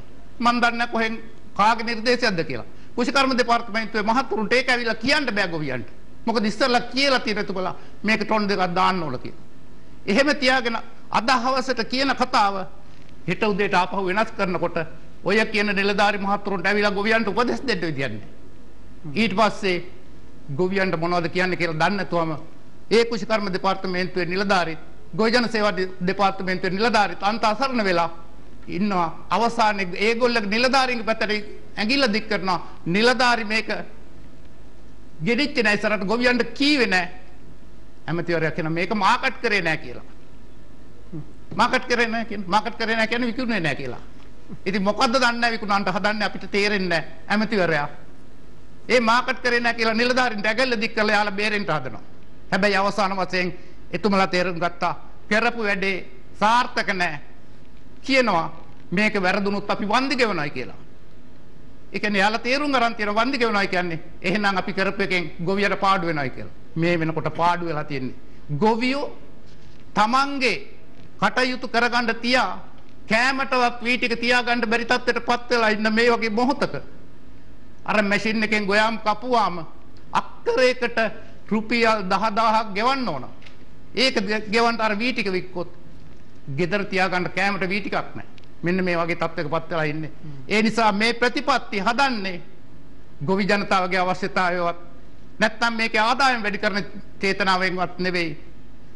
කියන දේ තමයි මේකට රසායනික පොහොර දැම්මාම විසයි මේ කෑම එක මේ බත් එක කනකොට වකුගඩු සවුත් වෙනවා කියලා. දැන් මොකද්ද කරලා තියෙන්නේ? අන්න ඉන්දියාවෙන් ගෙඩපු හාල් තියෙනවා වෙළඳ පොලේ. අර ගොවි දිස්ත්‍රික්කෙත් තියෙනවා ඒක. ඒකේ තියෙන පැකට් එකේ ගහලා අවුරුද්දක් මේක තියාගන්න පුළුවන්. අවුරුද්දක් තියාගන්නේ කොහොමද? අපේ වී ටික කොටලා ගත්තට පස්සේ සති දෙකක් තියෙනකොට මේකේ කැදිලි හැදෙනවා, පණුව හැදෙනවා. හැබැයි අරක අවුරුද්දක් තිබිලා මුකුත් වෙන්නේ නැහැ. එහෙමනම් ඒකේ තියෙන රසායනික ද්‍රව්‍ය නෙවෙයිද කියලා මං අහනවා. එහෙමනම් අර කතාව ජනාධිපතිතුමා ෆේල් වකුගඩුව බේර ගන්න නම් නෙවෙයි මේක කරලා තියෙන්නේ. ඊළඟට කියන කතන්දරේ තමයි පොහොර ගෙන්නන්නට ඩොලර් නැහැ කියනවා. පොහොර ගෙන්නන්නට ඩොලර් නැහැ කියනකොට අනිත් පැත්තෙන් හාල් ගෙන්නන ඩොලර් වියදම් කරලා. එහෙනම් මේ මොකටද සූදානම් වෙන්නේ කියලා අපිට ප්‍රශ්නයක් තියෙනවා. අද ගොවි මහතුරු තීරණය කරලා තිනවා අන්දේට වැඩ කරන කුඹුරු ලබන කන්නේ ගොවි මහතුරු වැඩ කරන්නේ නැහැ. මොකද වැඩ කරලා වැඩක් නැහැ. අන්දේදී දුන්නාට පස්සේ ඉතුරු වෙන දෙයක් නැහැ. බදු ක්‍රමයට වී පොරොන්දුවට ගොවි මහතුරු තමන්ගේ කුඹුර වැඩ කර ගන්නට වෙනකොට වෙනත් ගොවි මහතෙකුට ඉඩක් නැති ගොවි මහතෙකුට දීලා වැඩ කරා. අද ඒක නවතිනවා. ගොවි මහතුරු වැඩ කරන්නේ නැතු යනවා. දැන් කියනවා අපි හමුදාවෙන් දාලා හරි 100%ම වගා කරනවා කියලා. එක වතමකට එක හමුදා නිලධාරියෙක් ගානේ යොදවනවායි කියලා තියෙනවා. ඒගොල්ල මොකක්ද ඇවිල්ලා කියන්නේ? කුෂිකර්ම දෙපාර්තමේන්තුවේ මහතුරුන්ට දෙන්න බැරි උපදේශය නැත්තම් ගොවිජන සේවා දෙපාර්තමේන්තුවේ මහතුරුන්ට ලබලා දෙන්න බැරි ද්‍රව්‍ය ටික එයාලට ලබලා දෙන්න පුළුවන් ක්‍රමයක් තියෙනවා නම් හමුදාව හරහා ඒක කරන්න පුළුවන්. හමුදාවට නියෝගයක් දීලා කරන්න පුළුවන් දේවල් තියෙනවා. හමුදාවට නියෝග දුන්නාම අර බේරේ වැව ගොඩ දාන්න ඒගොල්ල බැන බැන හරි එකේ ඉන්න ඒ හමුදා සෙබළු එක කරා. හැබැයි ගොවිතැන් කරන්න බෑ. හමුදාවට අන්න දීලා ගොවිතැන කියන එක ඊට වැඩිය වෙනස් එකක්. ඒකේ කලාවක් තියෙනවා. ඒකේ කාලයක් තියෙනවා. ඒකේ රටාවක් තියෙනවා. ඒක මං හිතන්නේ සමහර ඔය රාජ්‍යයට උපදෙස් දෙන සමහර නිලධාරීන් දන්නේ නැහැ ගොවිතැනේ කලාව මොකද්ද කියලා. ආවා අපේ සංවිධානයේට ওই කුෂිකර්ම දෙපාර්තමේන්තුවෙන් ඒවල අධ්‍යක්ෂකවරු එහෙම මං ඇහුවා මහත්තයෝ ඔබතුමා උපදෙස් දෙන්නට යාවේ මේ ගොවිතැන කරන අතරතුර අපිට වී ගොවිතැනේදී හම්බෙන විට පහක් තියෙන ඔබතුමා ඒක දන්නවද කියලා. එතුමා ඒක දන්නේ නැහැ මොකද්ද මේ විට පහ කියලා. ගොවිතැනේදී අනිවාර්යෙන් අපිට හම්බෙන විට පහ මොකද්ද කියලා දන්නේ නැත්නම් එතනින් යාට යකින් කුෂිකර්මයට උපදෙස් ගන්න විදියක් නැහැ. ඒකෙන් වෙච්ච දේ තමයි වර්මර්ධනයක කියලා මාසයක් වතුර නිකුත් කරනවා. මාසයක් වතුර නිකුත් කළාට පස්සේ වැවේ තියෙන වතුර ටිකත් එක්ක තමයි මේ සෙල්ලම කරන්න තියෙන්නේ. ඊගාවට යල් කන්නට වතුර ප්‍රමාණය වඳිනවා. ඒක තමයි දැන් වෙලා තියෙන වැඩේ. බොහොම ස්තුතියි. අම්පාර දිස්ත්‍රික් රාජ්‍ය ගොවි සංවිධාන එකමුතුවේ සභාපති චන්ද්‍රසේන හේමකුමාර මහත්මයාගේ අදහස ප්‍රතිපත්ති පොහොර ගොවි බිම අපේ තේමාව මා කැමති සමගම උඩරට එළවලු ගොවි ජන එකමුතුව වෙනුවෙන් හේ සභාපති WM ගුණවර්ධන මහත්මයාට අවස්ථාව ලබා දෙන්න ඒ ගොවීන්ගේ තිබෙන ප්‍රශ්න ඉදිරිපත් කරන්න. ඔව් දැන් අද මාතෘකාව විදිහටම ගත්තම ඒකේ තියෙනවා ප්‍රතිපත්තිය පොහොර ගොවි බිම එහෙම නැත්නම් ගොවි ජන ජීවිතය කියලා. මේක ගත්තම අද ගොවි ජන ජීවිතය මහපාරේ වෙන තැනක නැහැ. කුඹුරේ නැහැ. හේනේ නැහැ. වෙලේ නැහැ. ගොවි ජන ජීවිතය අද මහපාරේ. ඊළඟට පොහොර පිළිබඳ ප්‍රතිපත්තිය. අපි දන්නේ නැහැ ප්‍රතිපත්තියේ මේ මොකක්ද කියලා දැන්. ගොවියේ හැටියට අපි දන්නේ නැහැ. මේ ආණ්ඩුව බලයටපත් වෙනකොට ගොවියට පොහොර නොමිලේ දෙනවා කිව්වා. ඒ කරලා සියලු පොහොර ආනයනයේ බෙහෙත් ආනයනයේ නතර කරලා දැන් තීරණයක් අරගෙන කාබනික පොහොර වගාවට ගොවියා යොමු කරන්න. මොකද්ද මේ ප්‍රතිපත්තිය? ඒ නිසා අපිට ප්‍රශ්නයක් තියෙනවා. විශේෂයෙන්ම අර්ථාපල් ඇතුළු එළවලු වගා කරන, හරිතාගාර වගා කරන, මල් වගා කරන, තේ වගා කරන ගොවි ජනතාවත් එක්ක ගත්තම විශේෂයෙන්ම තියෙන ප්‍රශ්න ගණනාවක්. ඒ ප්‍රශ්න ගණනාව මම කලින් කිව්වා වගේ අනිත් අයට සංවේදී නැහැ. පාලකයන්ට මේකට වග කිය යුත්තන්ට සංවේදී නැහැ. දැන් අපිට මේ පොහොර වලට උත්තරයක් ඕනි. ගොවි ජන ජීවිතය මහපාරට වැටිලා නම් පොහොර පිළිබඳ ප්‍රතිපත්තියක් ගොවියට නෙමෙයි රජයට තියෙන්න ඕනි. ඒක රජය තුල නැහැ. අනිත් පැත්තෙන් ප්‍රතිපත්තිය කියලා වචනේ පාවිච්චි කරාට මොකද්ද ප්‍රතිපත්තිය? ඒ නිසා ප්‍රතිපත්තියක් නැති පොහොර ටිකක් නැති ගොවි බිමේ ඉන්න ගොවි ජනතාවගේ ජීවිතයේ තියෙන මහපාරේ. ඒකට වගේ කියන්න ඕනි වර්තමාන පාලනේ. මේකේ වගකිවිය යුත්තෝ දැන් ප්‍රශ්න වලට උත්තර දෙන්න ඕනි. දැන් මේ පහුගිය දවස්වල පොහොර නැතිකම නිසාම විශාල වශයෙන් අස්වැන්න අඩු වුණා. ඒ අස්වැන්න අඩු වීමට කාරණයක් විදිහට ජනාධිපතිවරයාම ඉදිරිපත් කරනවා පොහොර හිගේ නිසා අස්වැන්න අඩු වෙන එකට දෙනවා කියලා වගා වන්දියේ රසායනික පොහොර වලට යන රුපියල් කෝටි 8000ක් ගොවියාට ලැබීමට සලස්වනවා. මේක රජයේ නිල පුවත්පත දිනමින පත්තරේ ජූලි මාසේ 2 වෙනිදා 2021. එතකොට දැන් රසායනික පොහොර වලට යන රුපියල් කෝටි 8000ක් ගොවියාට ලැබීමට සලස්වනවා කියලා කියනවා නම් ඒ ගොවියට අර්ථාපල් ඇතුළු එළවලු වගා කරන ගොවියා ඇතුළත් වෙන්න ඕනි. තේ වගා කරුවා, හරිතාගාර වගා කරුවා, මල් වගා කරුවා ඇතුළත් වෙන්න ඕනි. ඇයි එහෙම කියන්නේ? 2020 මහ බැංකු වාර්තාව අනුව කියනවා ජාතික ආදායමට කෘෂිකර්මාන්තයේ දායකත්වයේ කොච්චරද කියලා. රුපියල් කෝටි 98630යි කෘෂිකර්මාන්තයේ දායකත්වයේ.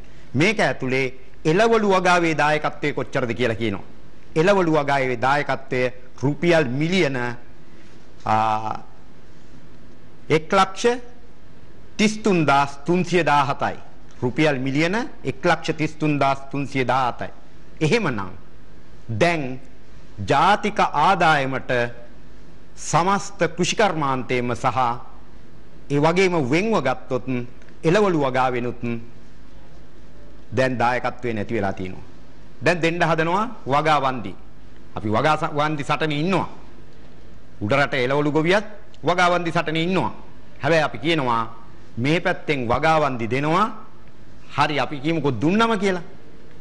දැන් කෝ කෘෂි කර්මාන්තයේ දායකත්වයේ මේ රටේ ජාතික ආදායමට. ඒක නෑ. ඒක කැලේ. එතකොට ඒක ප්‍රශ්නයක් නැද්ද මේ රටට? ඒ නිසා අපි වගාවන්දි සටනේ ඉන්නවා වගේම මෙන්න මේ ජාතික ආදායමට මේ කරන හානියත් අනිත් පැත්තෙන් ආපහු මේ රටේ ජනතාවටම තමයි මේ ප්‍රශ්නේ ඉන්නේ. අපි කියනවා නුවරඑළිය ගත්තම වැලිමඩ ඌවපර්ණගම ගත්තම හපුතලේ බණ්ඩාරවල හාලියල ගත්තම මේ ප්‍රදේශ සියල්ලේම ඉන්නවා මේ අර්ථාපල ඇතුළු එළවලු වගා කරන ඔය කියන සියලු වගාවන් කරන ජනතාව. ඒ ජනතාවගේ ජීවිතය අද තියෙන්නේ දෙවේලවත් කණ්ඩ බැරි තැනක. ඇයි සියලු බඩු බාහිර ආදී වල මිල ගණන් වැඩි වෙලා තියෙන්නේ? ඒවා සියලු බඩු බාහිර ආදී වල මිල ගණන් වැඩි වෙලා, ආහාර වර්ග වල මිල ගණන් වැඩි වෙලා, පෙට්‍රල් ඩීසල් වල මිල ගණන් වැඩි වෙලා මේ සියල්ල මිල ගණන් ඉහළ යද්දී ගොවි ජනතාවගේ ජීවිතය පල්ලෙහාට වැටලා තියෙන්නේ. ඒක කොහොමද ජීවත් වෙන්නේ? දරුවන්ට උගන්වුවේ, ගෙවල් දොරවල් හැදුවේ මේ සියල්ල කරේ මේ ප්‍රදේශවල ගොවි ජනතාව මේ එළවලු වගාව තුලින්. ඒක නිසා මෙන්න මේ ප්‍රශ්න වලට උත්තර දෙන්න ඕනි. එහෙම නැතුව දැන් වෙන වෙන හමුදා නිලධාරි දාන ඒ කතන්දර වලින් ගොවි ජනතාවට මේ ප්‍රශ්න වලට උත්තර ලැබෙන්නේ නැහැ. ඒක නිසා බොරු කතන්දර නැතුව මේකට අදාළ කටයුතු කරන්න ඕනේ.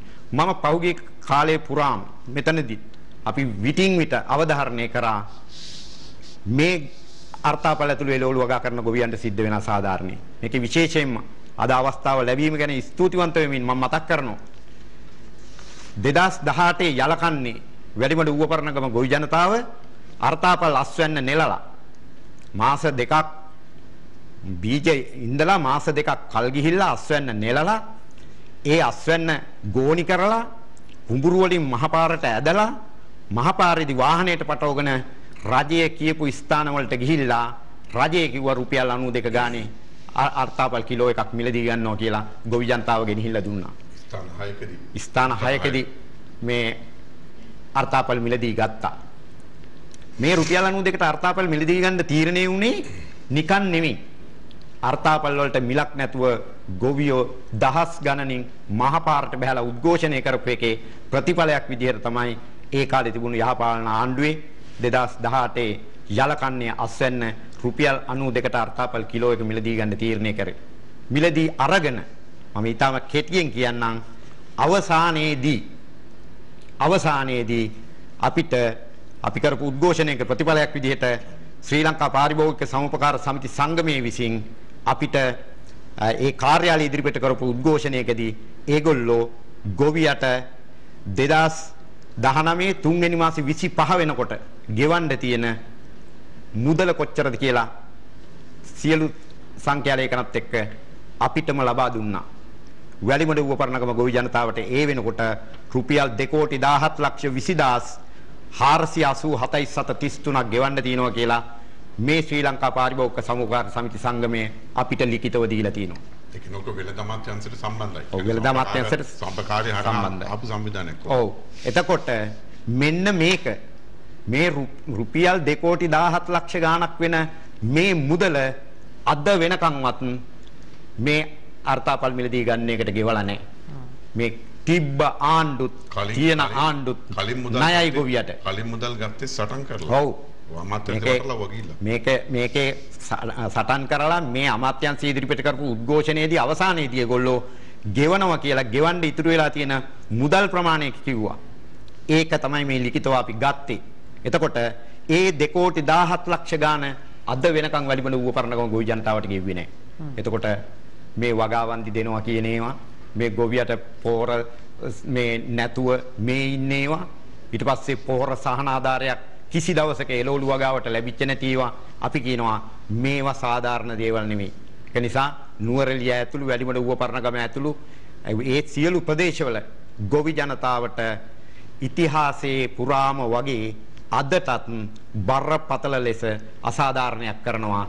දැන් වෙනකොට අපිට දැනෙනවා මෙන්න මේ දෙනව ගොවියට දෙනවා කියන මේ පොහොර සඳහා වෙච්ච ගාන මේකත් අද වෙනකොටත් කිසිදු සද්දයක් නැහැ අර්ථාපල ඇතුළේ එළවලු වගා කරන ගොවියන්ට ලබා දෙනවා කියලා. ඒක නිසා අපි මේ වෙනකොටත් සටන ආරම්භ කරලා තියෙන්නේ මේ අස්වැන්න අඩුවීමට අදාළ වන්දි මුදල් වගා වන්දි ලෙස අර්ථාපල ඇතුළේ එළවලු වගා කරන ගොවියටත් ඔය මම කිව්ව සියලු ගොවි ජනතාවට මේකට අදාළ වගා මුදල් වගා වන්දි ලැබෙන්න ඕනි. ඒක ලබා ගැනීම වෙනුවෙන් අපි ගොවියට නායකත්වය දෙනවා. අපි ගොවියට නායකත්වය දෙනවා. මෙන්න මේ සටන තුලින් හරි ගොවියට මේ සාධාරණ ඉෂ්ට කරගන්න ඕනි. මොකද මේ ගොවි ජනතාවට ඉතිහාසයේ පුරාම කිසිදු රජයකින් කිසිදු ආකාරයක සාධාරණයක් ඉෂ්ට නොවිච්ච ජනතාවක්.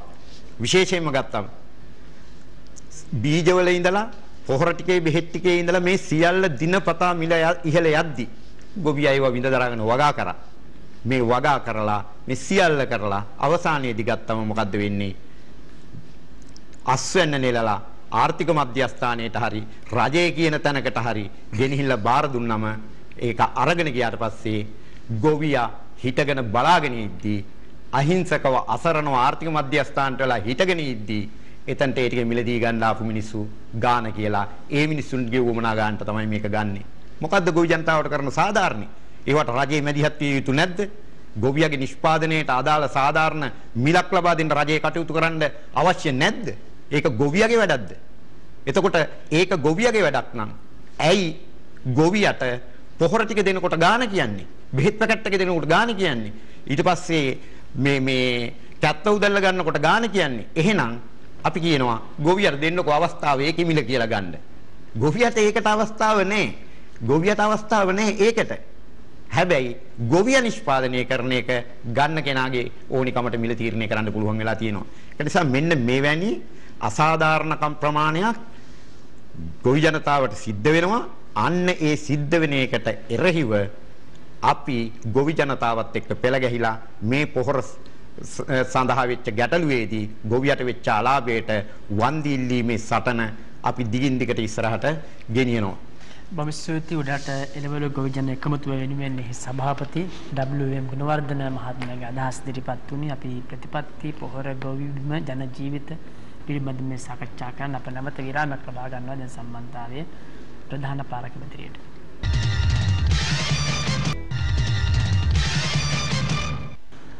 මාකමැති මිලකට මේ සාකච්ඡාව ඉඩ දෙන්න අපි උක්සහ බඩේරගු ගොවියන් සුරකීමේ සංවිධානයේ සභාපති වසන්ත පිටිස්ස මහත්මයාට මම හිතන්නේ ඔබතුමාලත් කරුණු කාරණා රසක් වෙන ඉදිරිපත් කරන්න ඔබතුමාලා දැන් අවස්ථාව.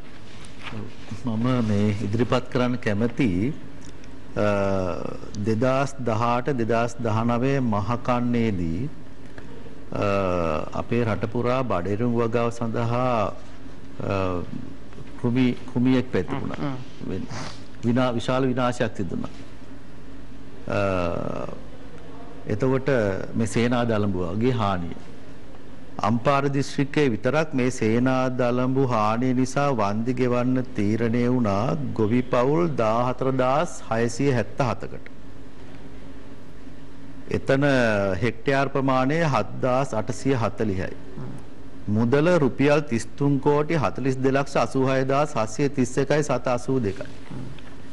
මේ ගොවි ජන සේවා දෙපාර්තමේන්තුවෙන් ඒ ඇස්තමේන්තු කරපු එක. එතකොට මේ කාලේ යහපාලන ආණ්ඩුව තිබුණේ.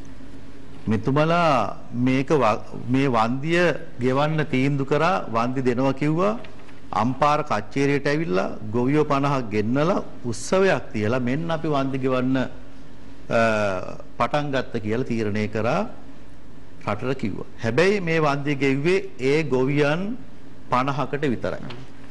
මොනරාගල දිස්ත්‍රික්කයේ වන්දි ප්‍රමාණය රුපියල් 16 කෝටි ගාණක්. අනිත් දිස්ත්‍රික්කවලත් ගත්තම සේනාදල්ඹු වන්දියේ විතරක් රුපියල් කෝටි 50කට අධිකයි බඩේරු ගොවියන්ට ලැබෙන්න තියෙනවා. අද වෙනකම් මේ මුදල ගෙව්වේ නැහැ. ඊට පස්සේ වර්තමාන ආණ්ඩුව මැතිවරණ කාලෙදී කිව්වා අපි මේ වන්දිය ගෙවනවා ඒ නිසා අපිට ඡන්ද දෙන්න කියලා. ඒතර එතුමලත් දැන් බලයට ඇවිල්ලා අවුරුදු 2ක් ඉක්මවනවා. හැබැයි මේ වන්දි මුදල් ගෙව්වේ නැහැ. ඒ නිසා ගොවියා මේ පාලකයා විසින් දිගින් දිගටම රවට්ටනවා කියන එක පළමුව මතක් කරන්න ඕනේ. ඊට පස්සේ 2018 2019 මහකන්නේදී වීවගාව සඳහා විශාල කෘමි උදරක් පැතිරුණා. ඒ සඳහා වන්දි ගෙවනවා කිව්වා. බඩරු ගොවියෝ රක්ෂණය කරා. අතින් මුදල් දීලා රුපියල් 1600ක් ගෙවලා. ඒක නීත්‍යානුකූලව ඒගොල්ලන්ගේ වගාවට වන්දියක් ලැබෙන්න ඕන. ඒ වන්දිය ලැබුණෙත් නැහැ. ඒ සමස්ත වන්දිය එකතුව කෘෂිකර්ම දෙපාර්තමේන්තුවෙන් ඇස්තමේන්තු කරලා තියෙනවා. කොච්චරද? රුපියල් 16 කෝටි 33 ලක්ෂ 11988ක්. මේක ගෙවුවෙත් නැහැ. මේ මුදල කෘෂි රක්ෂණ මණ්ඩලය ගෙවන්න ඕන ගාන. මෙතන කෝටි 33ක්. මෙතන කෝටි 16ක්. ගෙවලා නැහැ. ඒ වගේම අද වෙනකොට තමන්ගේ අතින් සල්ලි දුන්න පොහොර වලට පදිතලා මහ ප්‍රදේශවල වී වලට රුපියල් 6500 ගාන බැන්දා. පොහොරත් නැහැ, සල්ලිත් නැහැ. සමහර ගොවියෝ කියනවා අපි 6500 ඒවා හතරක් බැන්දා. පොලියට සල්ලි අරන් බැන්දේ. අද පොහොරත් නැහැ. ඒ සල්ලි දීලත් නැහැ. ඒ නිසා ඒ තරම් මේ අයුක්තියක් අසාධාරණ මේ ගොවි ජනතාවට මේ පාලකයන් විසින් කරලා තියෙනවා. ඒ නිසා අපි ආණ්ඩුවට බල කරනවා මේ සියලු ගොවි ජනතාව වෙනුවෙන් වහාම මේ ගොවියාට මේ ආණ්ඩු ණයයි. ගොවියන්ට මේ දුප්පත් අහිංසක අසරණ දරිද්‍රතාවයෙන් පෙළෙන ගොවි ජනතාවට මේ පාලකයෝ ණයයි. ඒ නිසා තමන්ගේ සැප සම්පත් පොඩ්ඩක් අඩු කරලා ඔය කටේ සද්ද රූපවාහිනී නාලිකාවලට ඉස්සරහට ඇවිල්ලා වේදිකාවලට ගිහිල්ලා සුදු පිරුවට ඇඳගෙන ඔය කටමැට දොඩ වෙන එක අඩු කරලා මේ නීත්‍යානුකූල වන්දි වහාම ගොවියන්ට ගෙවන්න කියලා ආණ්ඩුවට අපි බල කරනවා. ගොවියෝ ඊටාම වේදනාවෙන් ඉන්නේ, ගොවියෝ ඊටාම පීඩණයෙන් ඉන්නේ, ගොවියෝ ඊටාම තරහකින් ඉන්නේ මේ සියලු තත්ත්වයන් පිළිබඳව. ඒ නිසා ඕනම වෙලාවක මේක පුපුරා යෑමක් වෙන්න පුළුවන්කම තියෙනවා මේ ගොවි ජනතාව. ඒ නිසා ඒ කටයුත්ත වහාම කරන්න කියලා අපි මේ පාලකයන්ට බල කරනවා. ඒ වගේම අපි ගාව ගොවි ජනතාව අත්සන් කළ දීපු විශාල ෆයිල් ප්‍රමාණයක් තියෙනවා. දිසාපතිතුමා යවලා තියෙනවා ඒ ආයතන වලට මේක වහාම ගෙවන්න කියලා. ඒවකට හිටපු බණ්ඩාරනායක අපේ අම්පා දිස්ත්‍රික් දිසාපතිවරයා, එතුමා දැන් කෘෂිකර්ම අමාත්‍යාංශ ලේකම්වරයා, එතුමා ඇත්තටම ගොවි ප්‍රශ්න වලට ඇහුම්කන් දුන්න යම් එදිහක් වීමක් කරා. හැබැයි පාලන අධිකාරී විසින් මේවා 7-5කට ගණන් ගත්තේ නැහැ. ප්‍රදර්ශනාත්මකව වන්දි මුදල් දුන්නා. රූපවාහිනී නාලිකා ඉස්සරහා මෙන්න අපි ගෙවනවා කියලා පෙන්නනවා. ඒ වගේම විශේෂයෙන්ම මතක් කරන්න ඕන උක්වගාව පිළිබඳ තියෙන ප්‍රශ්නය බරපතල ප්‍රශ්නයක්. අපි දන්නවා අපේ රටේ සමස්ත සීනි අවශ්‍යතාවයෙන් 10% තමයි දැන් අපේ රට තුළ නිෂ්පාදනය කරන්නේ. සමහරට එහෙම වෙන්න පුළුවන්. විශාල බිම් ප්‍රමාණයක් යනවනම් ඒක කටුක වගාවක් නම් මිනිස්සු පීඩාවටපත් වෙනවා නම් අපේ රටේ ඉතා වටිනා බිම් පෝෂණයක් සහිත බිම් විනාශ වෙනවා නම් මේක විසින් සමහර දේවල් ආනයනය කරන්න වෙයි. හැබැයි අනිත් පැති වලින් අපිට පුළුවන්කම තියෙන ඒක කවර් කරගන්න. එතකොට තියෙන බිම් කඩෙන් උපරිම අස්වැන්නකට යන්නේක සහ ඒ ජනතාවට පහසුකම් සපයන එක ඔවුන්ට සතුටින් වගා කරන්න පුළුවන් ආදායමක් ලබා දෙන්න ආණ්ඩුව වග කියන්න ඕන. මැදිහත් වෙන්න ඕන. ඒක අපි පිළිගන්නවා. කන්තලේ සීනි ෆැක්ටරි වහල් තියෙනවා. අක්කර 5000ක් තියෙනවා. ඒක විකුණලා තියෙන යකඩ වලට කිසිදු වගාවක් කරන්නේ. හැබැයි ඒකම ඌව වෙල්ලස්සේ අක්කර 65000ක් ඊටාම ශාස්ත්‍රීය භූමිය මහා වනාන්තරය ස්වභාවික සම්පත් වලින් පිරිච්ච ඒ බිම අද උක්වගාවට ගන්න යනවා. අර උක්බින් වල ගොවියෝ අන්ත අසරණ තත්ත්වයට වැටලා තියෙනවා. අපි ආදායම බැලුවා උක් ගොවියෙක්ගේ වර්ෂයක සාමාන්‍යයෙන් අද උක් හිටෙව්වා නම් වසර මාස 15කින් තමයි උක් ටොන් තමන්ගේ අස්වැන්නේ මිල අතට එන්නේ. මාස කීයකින්ද? මාස 15කින්. මාස 11 දී කපන්න නියමිතයි. හැබැයි තව මාසයක් පයින්නවා. හැබැයි සල්ලි ටික අතට එනකොට මාස 14 15 වෙනවා. 15කට පස්සේ තමයි ආදායමක් එන්නේ උක් ගොවියට.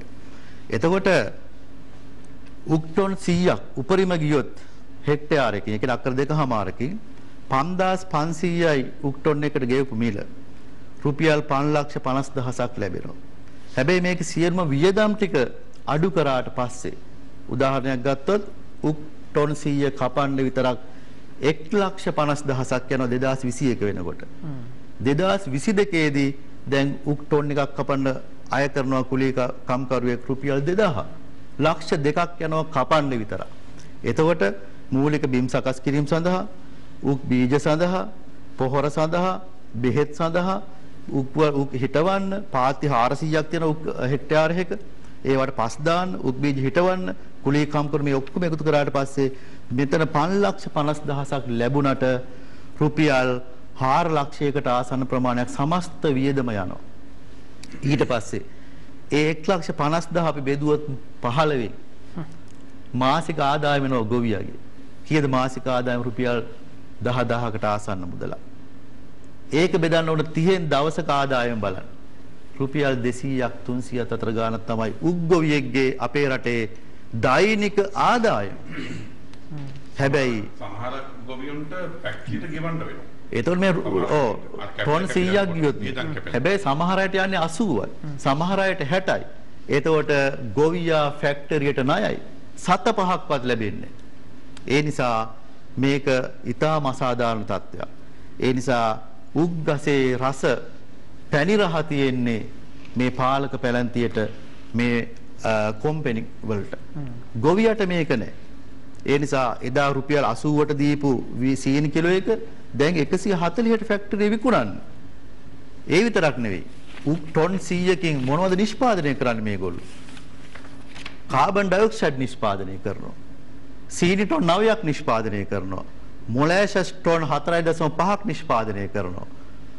ඇල්කොහොල් ලීටර් 1500ක් නිෂ්පාදනය කරනවා. ඒ වගේම ෆිල්ටර් මඩ් ටොන් ඒ කියන්නේ මඩ එනවා ෆිල්ටර් කරපු ටොන් 30ක් නිෂ්පාදනය කරනවා. ඊට පස්සේ කොම්පෝස්ට් පොහොර ටොන් 15ක් නිෂ්පාදනය කරන්න පුළුවන්. විදුලිය කිලෝවොට් 1.5ක්. දැවැන්ත ආදායමක් ටොන් 100කින් මේ සමාගම ලබනවා. එතකොට මේවා ගණනය කරලා බැලුවොත් මේ දැන් ගොවි ජනතාව කියන්නේ සීනි නිෂ්පාදනය අඩුයි. එතනෝල් නිෂ්පාදනයට මාරු වෙලා තියෙන මේ ඇත්තටම සීනි නිෂ්පාදනාගාර නෙවෙයි මේවා. මේවා ඇවිල්ලා අරක්කු නිෂ්පාදනාගාර. එතෙන්ද මේ පාලකයෝ ගිහිල්ලා තියෙන්නේ. ඒ නිසා ගොවි ජනතාව අන්තසරණත වෙලා තියෙන්නේ. ඒ නිසා මේ පාලකයෝ මේවා දන්නවා. ඒ නිසා අපි ආණ්ඩුවට අවධාරණය කරනවා කරගැට මතුවෙච්ච දෑත් වලින් තමුන්නාසලාට කතිර ගහලා බලයට ඇවිල්ලා තියෙන තමුන්නාසලා. හැබැයි අද මේ ගොවි ජනතාව වෙනුවෙන් කතා කරන්නේ අම්පාරේ මන්ත්‍රීවරු 3 දෙනෙක් ඉන්නවා විශේෂයෙන් ওই ප්‍රදේශය තුල අපිට ආරංචි තියෙන මේ සමාගමෙන් මුදල් අරගෙන මේ ගොවියන්ගේ උද්ඝෝෂණ පවා මැඩ පවත්වනවා. උද්ඝෝෂණයක් හෙට කරනවා කියලා ගොවියෝ තීරණය කරොත් එහෙම ලබන සතියේ අද ඉඳලා ෆැක්ටරියේ කණ්ඩායමක් ඉන්නවා ගිහිල්ලා ඒගොල්ලන්ට සල්ලි බෙදලා බලපෑම් කරලා බය කරලා තමන්ගේ දරුවා ෆැක්ටරියෙන් අයින් කරනවා කියලා ඒක සහ මුලින්ම නවත්තනවා. මේකට ඇමතිවරුත් සහායක වෙලා තියෙනවා. අපිට තොරතුරු තියෙනවා. ඊයේ පෙරේදා ෆැක්ටරියේ ඇතුලේ දිස්ත්‍රික්කයේ රාජ්‍ය ඇමතිවරයා ගිහිල්ලා පාටියක් දාලා තියෙනවා. සින්දු කියලා තියෙනවා. ඒතර මේ ගොවියන්ගේ අවනඩුව කවුද කාටද කියන්නේ? ඒ නිසා මේ බලධාරීන්ට අපි අවධාරණය කරනවා ගොවියොත් එක්ක සෙල්ලම් කරන්න එපා. ගොවි තාම පීඩාවට පත් වෙලා ඉන්නේ. ඒ නිසා මේ මැදිහත් වීම ගොවියට සහන දෙන්න වහා මැදිහත් වෙන්න කියලා. අතර බන්දි සම්බන්ධයෙන් මතක් වෙන දැන් ඇත්තටම ගොවි ජනතාව විශේෂ උග්ගොවීන් පවා දැන් මේ වෙනත් ප්‍රශ්න වලට අමතරව ස්වභාවික කරදරයක්පත් වෙනවා. ඒ වගේම අපේ වනාලින්ගේ තර්ජන තිබෙනවා. ඒවට අර කාලයක් බන්දි ලබා දෙනවා කියලා කිව්වා. ඒවා මම හිතන්නේ මට ආරංචි ඇටියට ඒ බගාවන්ට වෙන හානියට දෙන බන්දිය මුදල වැඩි කළා නේද පහුගිය දවස්වල? ඔව්. උග්ගොවියනුත් අර කලින් කිව්වා වගේ සුදු පැල රෝගය කියන රෝගයට ගොදුරු වෙනවා ඒගොල්ලෝ. හොඳ බීජ නොමැතිකම නිසා සුදු පැල මතුනාට පස්සේ ඒ වගාව සාර්ථක වෙනවා. ඊට පස්සේ ඒක නැවත බීජ ලබා දෙන එකයි නොමිලේ සීසාල දෙන එකයි කරනවා. හැබැයි කන්නේ පහු වෙනවා. සෑහෙන කාලයක් ආපහු ගත වෙනවා. ඊට පස්සේ මේක විසින් ඔහු විශාල තමගේ ආදායම ලබන නැවත විශාල කාලයක් ගත වෙනවා. ඊට පස්සේ නිසියාකාරව මේ අකට අදාළ දැන් පොහොර ටික ලැබෙන්නේ. ඊට පස්සේ කෘෂි රසායන ටික ලැබෙන්නේ. අනික නොමිලේකට පස්සේ කපා ගන්නව නේද? ආදායමෙන්. ඔව් සුදු පැල આવොත් ඒක ලබා දෙනවා. ඔව් සුදු පැල නැත්තම් කපා ගන්නවනේ. ඔව් අනිත් හානියට ඔක්කොම කපා ගන්නවා. එතකොට එහෙම දේවල් තියෙනවා. ඊට පස්සේ වනාලි ප්‍රශ්නේ තියෙනවා. තවත් ප්‍රශ්න ගැටළු ගොඩාක් තියෙන සුබ සාධන ක්‍රමයක් නෑ ගොවියන්ට. ඒ අතුරු මාවත් මම්මාවත් ඉස්සලා සීනි සංයුක්ත මණ්ඩලයේ තියෙන කාලේ සියලු සුබ සාධන පහසුකම් ගොවියන්ට ලැබුණා. අද වෙනකොට පැහැදිලි ලෙසම වහල් සේවයක් තමයි මේ තියෙන පැලවත්තත් එහෙමයි සෙවණගලත් එහෙමයි. අතන මේ වගාවන්ට දැන් වනාලීන්ගේ වෙන හානිය සම්බන්ධයෙන් මම හිතන්නේ ඔබතුමාලාගේ නියෝජනය කරන ප්‍රදේශයේ අපේ දිගමඩුල්ල දිස්ත්‍රික්කයේ නියෝජනය කරන ඇමතිවරයන් ඉන්නේ අලිබට සම්බන්ධයෙන් මේ කාලය තුල ඒ වගාවන් සිදුවන ඒ වනාලි හානි වළක්වන්නවත් ඒ පැත්තට අපි කනගාටු වෙනවා. අපේ දිස්ත්‍රික්කයේ ඇමතිවරයෙක් ඉඳලත් අවුරුද්දකට අපේ දිස්ත්‍රික්කයේ තුලත් 30ක් විතර මැරෙනවා වනාලීන්ගේ ප්‍රහාර ලක් වෙලා. 40ක් විතර ආබාධිත අතරපත් වෙනවා. දේපල විනාශය ගත්තොත් ගෙවල් 300ක් විතර හැම වසරකම හානියටපත් වෙනවා. එතකොට අද තාමත් අම්පාර නගරයේ ආසන්නයේ තියෙන නගරයේ කුණුටේ ගිහින් දාන ඒ කුණු එකතු කරන තැන ආරක්ෂක වැටක් තිබුණා. ඒකත් නෑ දැන්. කුණු කාල අලි මැරෙනවා. බුද්ධංගල අබේභූමි ප්‍රදේශයේ අම්පාර ටවුමට අලි එනවා. නගරේ වතු වලට එනවා. ගොවිබිම් වලට එනවා. අලි රකින්න කැලේ ඉන්න අලියා ගොවිබිමට එනක වළක්වන්න බැරි වෙලා තියෙන මේ පාලකයන්ට ඉතිහාසයේ පුරා. එතකොට කොහොමද මේ පාලකයන්ගේ අපි බලාපොරොත්තු වෙන්නේ එතනින් එහා දෙයක්? ඒ නිසා ඒ සියල්ලම අද ජනතාව ඒව නිසා පීඩාවටපත් වෙලා ඉන්නවා. කිසිදු විසඳුමක් නැතුව අද ගොවි ජනතාව අන්තසන තත්ත්වයටපත් වෙලා තියෙනවා. ඒ නිසා මේ සියලුම ගැටලු ප්‍රශ්න කල්පනා කරලා බැලුවට පස්සේ අපිට පැහැදිලිව පේනවා මේවට ස්ථිරසාර විසඳුමක් දෙන්න. අඩුම ගන්න දැන් මේ පොහොර ප්‍රශ්නෙටවත් මේ වී ගොවියා මුහුණ දීලා තියෙන මේ ප්‍රශ්නෙටවත් වන්දි දෙන්න ආණ්ඩුව සූදානම් නැහැ. ඔය කිව්වට පැහැදිලි ලෙසම උත්සවාකාරයෙන් මෙන්න වන්දි දුන්න කියලා තැන් දෙක තුනක දෙයි, ගොවියෝ ටිකකට දෙයි, ඉතුරු කිසි කෙනෙකුට වන්දි හම්බෙන්නේ නැති තත්වයක් සිද්ධ වෙන්න පුළුවන් මේ ඉතිහාසයේ තොරතුරු අනුව. බව ස්තුතියි උක්සහ බඩ ඉරඟු ගොවීන් සිරකීමේ සංවිධානයේ සභාපති වසන්ත පීතිස්ස මහත්මයාගේ අදහස් අප මේ අද සාකච්ඡා කරන්නේ ප්‍රතිපත්ති පෝරසා ගොවි ජන ජීවිත පිළිබඳව අපි නැවත විරාමයක් ලබා ගන්න සම්බන්ධතාවය දැන් ප්‍රධාන පාරක මැදිරියට.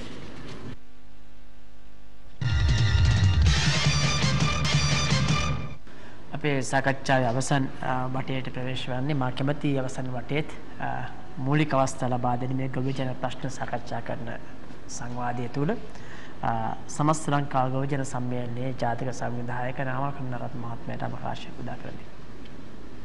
ඔව් අවසාන වටේ අපි කියනවා ආණ්ඩුව මහ කන්න එන්නවා.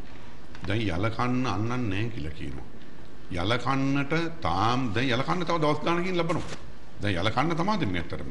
එතකොට යල කන්නට තාමත් ආණ්ඩුව පොහොර ටික දෙන්න සමත් වෙලා නැහැ. කරුණා කරලා පොහොර ටික දෙන්න. ඊළඟට මේ පොහොර සහන ආධාරය දෙන්න. මේක ගොබියෝ එපා කියලා නේ. ඔගොල්ලෝ ඒක දෙනවා කියලා තමයි ඡන්ද ගත්තේ. පොහොර නොමිල දෙනවා කියලා. කාබනිකද රසායනිකද මොකහරි කමන්නේ වගාවට අවශ්‍ය මූලද්‍රව්‍ය ටික කරුණා කරලා ඒ සහන ක්‍රමයට දෙන්න.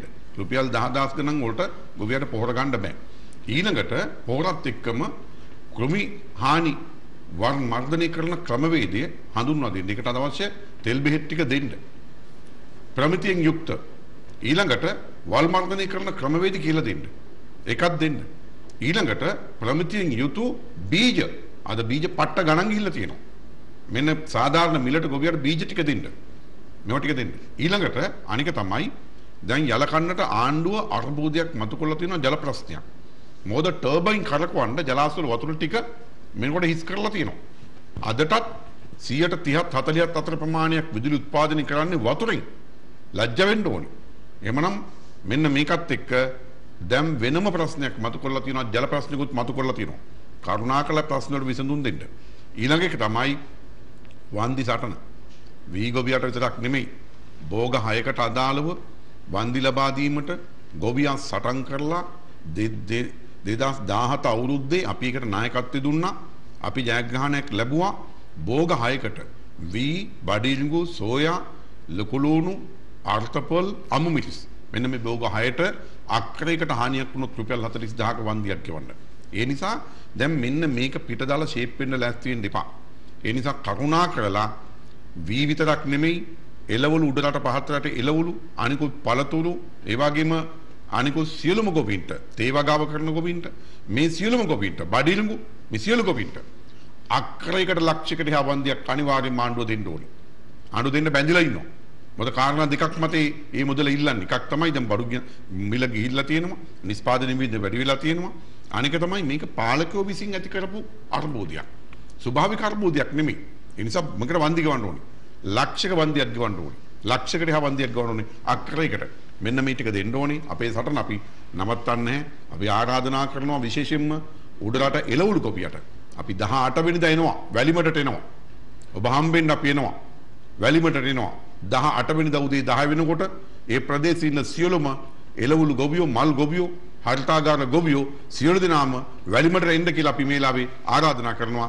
ඒ වගේම තමයි අවසාන වශයෙන් අපි මතක් කරනවා පෞගේ ආණ්ඩුවටත් අපි කියන්න ඕනකම තියෙනවා ගොවියා වෙනුවෙන් කිඹුල් කඳුළු හෙළන ආණ්ඩුවට. ආර්ථපල් ගොවීන්ගේ ආර්ථපල් කිලෝ 20,46,000ක් ඕගොල්ලෝගේ ආණ්ඩුව ගත්තා. ඒක තමයි මේ ගුණවර්ධන සහෝදරයා මතු කෙරුවේ. ඕගොල්ලෝ පොළු තිබ්බා. ඊතුරු සල්ලි ටිකක් හරි ගත්තේ උද්ඝෝෂණය කරලා. අමාත්‍යංශ වටලවුවා. ඒකට මාත් සහභාගී වුණා. අපි සම්බන්ධ වුණා. ඒ වගේම තමයි බඩිලුම් ගොවියගේ සේනාදල් වන්දි ගෙව්වේ නැහැ. පොළු තිබ්බා. ඒ විතරක් නෙමෙයි ලොකු ලුණු ගොවියගේ දඹුල්ලේ කිඹිස්සේ සීගිලේ ලොකු ලුණු ගොවියගේ බීජ ඕගොල්ලෝගේ ආණ්ඩුව ගත්තා. රුපියල් 9000 ගාණක් ගෙවනවා කියලා. පොළු තිබ්බා. ඊ හැරිසන් ඇමතිලත් එක්ක සාකච්ඡා කරුවා. අලු විහාර ඇමතිලත් එක්ක සාකච්ඡා කරුවා. පොරොන්දුනා අපි පෙළපාලි ගියා. ඕගොල්ලෝ ගෙව්වේ නැහැ. එහෙමනම් ඕගොල්ලොත් එහෙමයි කරලා තියෙන්නේ. ඒ නිසා ගොවියට ඕගොල්ලෝ පොළු තියලා තියෙන්නේ. කොකා පෙන්නලා තියෙන්නේ. මොක්කම කොකා පෙන්නලා තියෙන්නේ. එවනම් මෙන්න මේකත් එක්ක අපි කියනවා පැහැදිලිවම මේ රටේ ගොවි ජනතාව තවදුරටත් හෙම්බත් කරන්න ලෑස්ති වෙන්න එපා. මේක ගොවියගේ ප්‍රශ්නයක් විතරක් නෙමෙයි. මේක රටේ ප්‍රශ්නයක්. ආහාර පිළිබඳ ප්‍රශ්නයක්, බත්පත පිළිබඳ ප්‍රශ්නයක්. ඒ නිසා අපි කියනවා මේ රටේ ගොවි ජනතාවටත් අපි අවසාන වශයෙන් ආරාධනා කරනවා මෙන්න මේ තත්වයට පැලස්තර විසඳුම් දාලා හරියන්නේ ස්ථිර විසඳුමකට යන්න ඕනේ. ස්ථිර විසඳුමකට අදාළව වැඩපිළිවෙලක් සැලැස්මක් අපි ඉදිරිපත් කරලා තියෙනවා. අන්නේත් එක්ක පෙළගහින්න කියලා අපි මේ රටේ සමස්ත ගොවි ජනතාවගෙන් ඉතාමත්ම ආදරෙන් සාදරෙන් අපි ඉල්ලා සිටිනවා. බොහොම ස්තුතියි නාමල් කරුණාරත්න මැතිණි. මා කැමති අපේ අම්පාර දිස්ත්‍රික් රාජ්‍ය ගොවි සංවිධානයේ කැමති චන්ද්‍රසේන හේම කුමාර මහත්මයාට අදහස් ඉදිරිපත් කිරීම දෙන්න අවසන් වශයෙන්. අම්පාර මඩකලපු දිස්ත්‍රික්කයක වගා කරන්නේ ගල්ඔය සේනානායක සමුද්‍රයේ වතුරෙන්. මම හිතන්නේ දූරදර්ශිය හදපු ව්‍යාපාරයක් තමයි ගල්ඔය. ඒක පනතෙම තියෙනවා ගල්ඔයට ගලා බසින අතු ගංගාවක්වත් හරස් කරලා අමුණක්වත් ගහන්න තහනම් කියලා. එහෙම තියාගෙන මේ වෙනකොට උඩ උක්වගාවට විකුණලා ඒක හරස් කරන්න උත්සාහ කරනවා. අපි කියන එක නැවැත්තුවේ නැත්නම් ඒකට විරුද්ධව අපි කටයුතු කරනවායි කියලා. ඒ වගේම තමයි මේක ජාතීන් තුනක් ජීවත් වෙන දිස්ත්‍රික්කයක් වල බොහොම සහයෝගයෙන් ගොවිතැන් කරන ජනතාවක් තමයි ඒකේ ඉන්නේ. දෙමළ සිංහල මුස්ලිම් ජනතා කොටස් තුනම ඉන්නවා. වැවෙන් පිට වෙන වතුර ටික යලි යලි වරින් වර ගන්නවා. මොකද එක වැවකින් තව වැවකට ඒකෙන් අමුණකට එහෙම ගිහිල්ලා අවසානයේ දක්වා වතුර ටිකෙන් ප්‍රයෝජන අරගෙන තමයි මේ වතුර ටික කලපුට ගලා බසින්නේ. ඒ වගේ ගොවිතැන් කරන්නේ මම විශේෂයෙන් මතක් කරන්න ඕනේ කුසිකර්ම ඇමතිවරයා කියනවා වී කිලෝ රුපියල් 33 ඉඳලා රුපියල් 92 දක්වා වැඩි කරේ මම තමයි අපේ ආණ්ඩුව යටතේ වැඩි කරේ කියලා. ඇමතිතුමාගෙන් මම අහනවා රුපියල් ලක්ෂ 3මාරකට තියුණු අත්‍යක්‍රය ලක්ෂ 7මාරකට දක්වා වැඩි කරේ අපි නෙවෙයි. රුපියල් ලක්ෂ 12ට තියුණු මහ ට්‍රැක්ටරේ ලක්ෂ 26 දක්වා වැඩි කරේ අපි නෙවෙයි. රුපියල් 650ට තියුණ උදැල්ල 1200 දක්වා වැඩි කරේ අපි නෙවෙයි. රුපියල් 1500ට තියුණ වල්නාශක බෝතලේ ඒ ලීටරේ රුපියල් 5000 දක්වා වැඩි කරෙත් අපි නෙවෙයි. පොහොර රුපියල් 350ට දීපු පොහොර එක රුපියල් 30000 දක්වා වැඩි කරේ 25000යි 30000 දක්වා වැඩි කරේ අපි නෙවෙයි. ඊගාවට රුපියල් 350ට තියුණ පාන් ගෙඩිය දැන් රුපියල් 70 දක්වා වැඩි කරලා තියෙන්නේ අපි නෙවෙයි. ඒ වගේ කියාගෙන යන්න පුළුවන් අපිට විශේෂ වැඩි කරපු ඒවා ටිකක් ඇමතිතුමා රුපියල් 92කට වී වැඩි කරාට වැඩක් නැහැ. දැන් ගොවියෝ අන්තසරණ වෙලා ඉන්නේ. ගොවියන්ට පොරොන්දු වෙච්ච විදියට වන්දිය ගෙව්වේ නැත්නම් වන්දිය ලබා දෙන තුරු ඒ සටන දිගටම පවත්වාගෙන යන්න වී ගොවියෝ සූදානම්ව ඉන්නවා. අම්පාර විතරක් නෙවෙයි අම්පාර පොළොන්නරුව ඒ වැනි දිස්ත්‍රික්ක සියලුම ගොවියෝ එකට එකතු වෙලා තමන්ගේ ඒ වෙච්ච අසාධාරණ සාධාරණ ඉෂ්ට කරන තුරු එකට බැඳී ඉන්නවයි කියන කතන්දරේ කියන්න ඕන. එහෙම කියමින් අපි ආණ්ඩුවට බල කරනවා බොරු කතන්දර බයිලා වලින් වැඩක් නැහැ.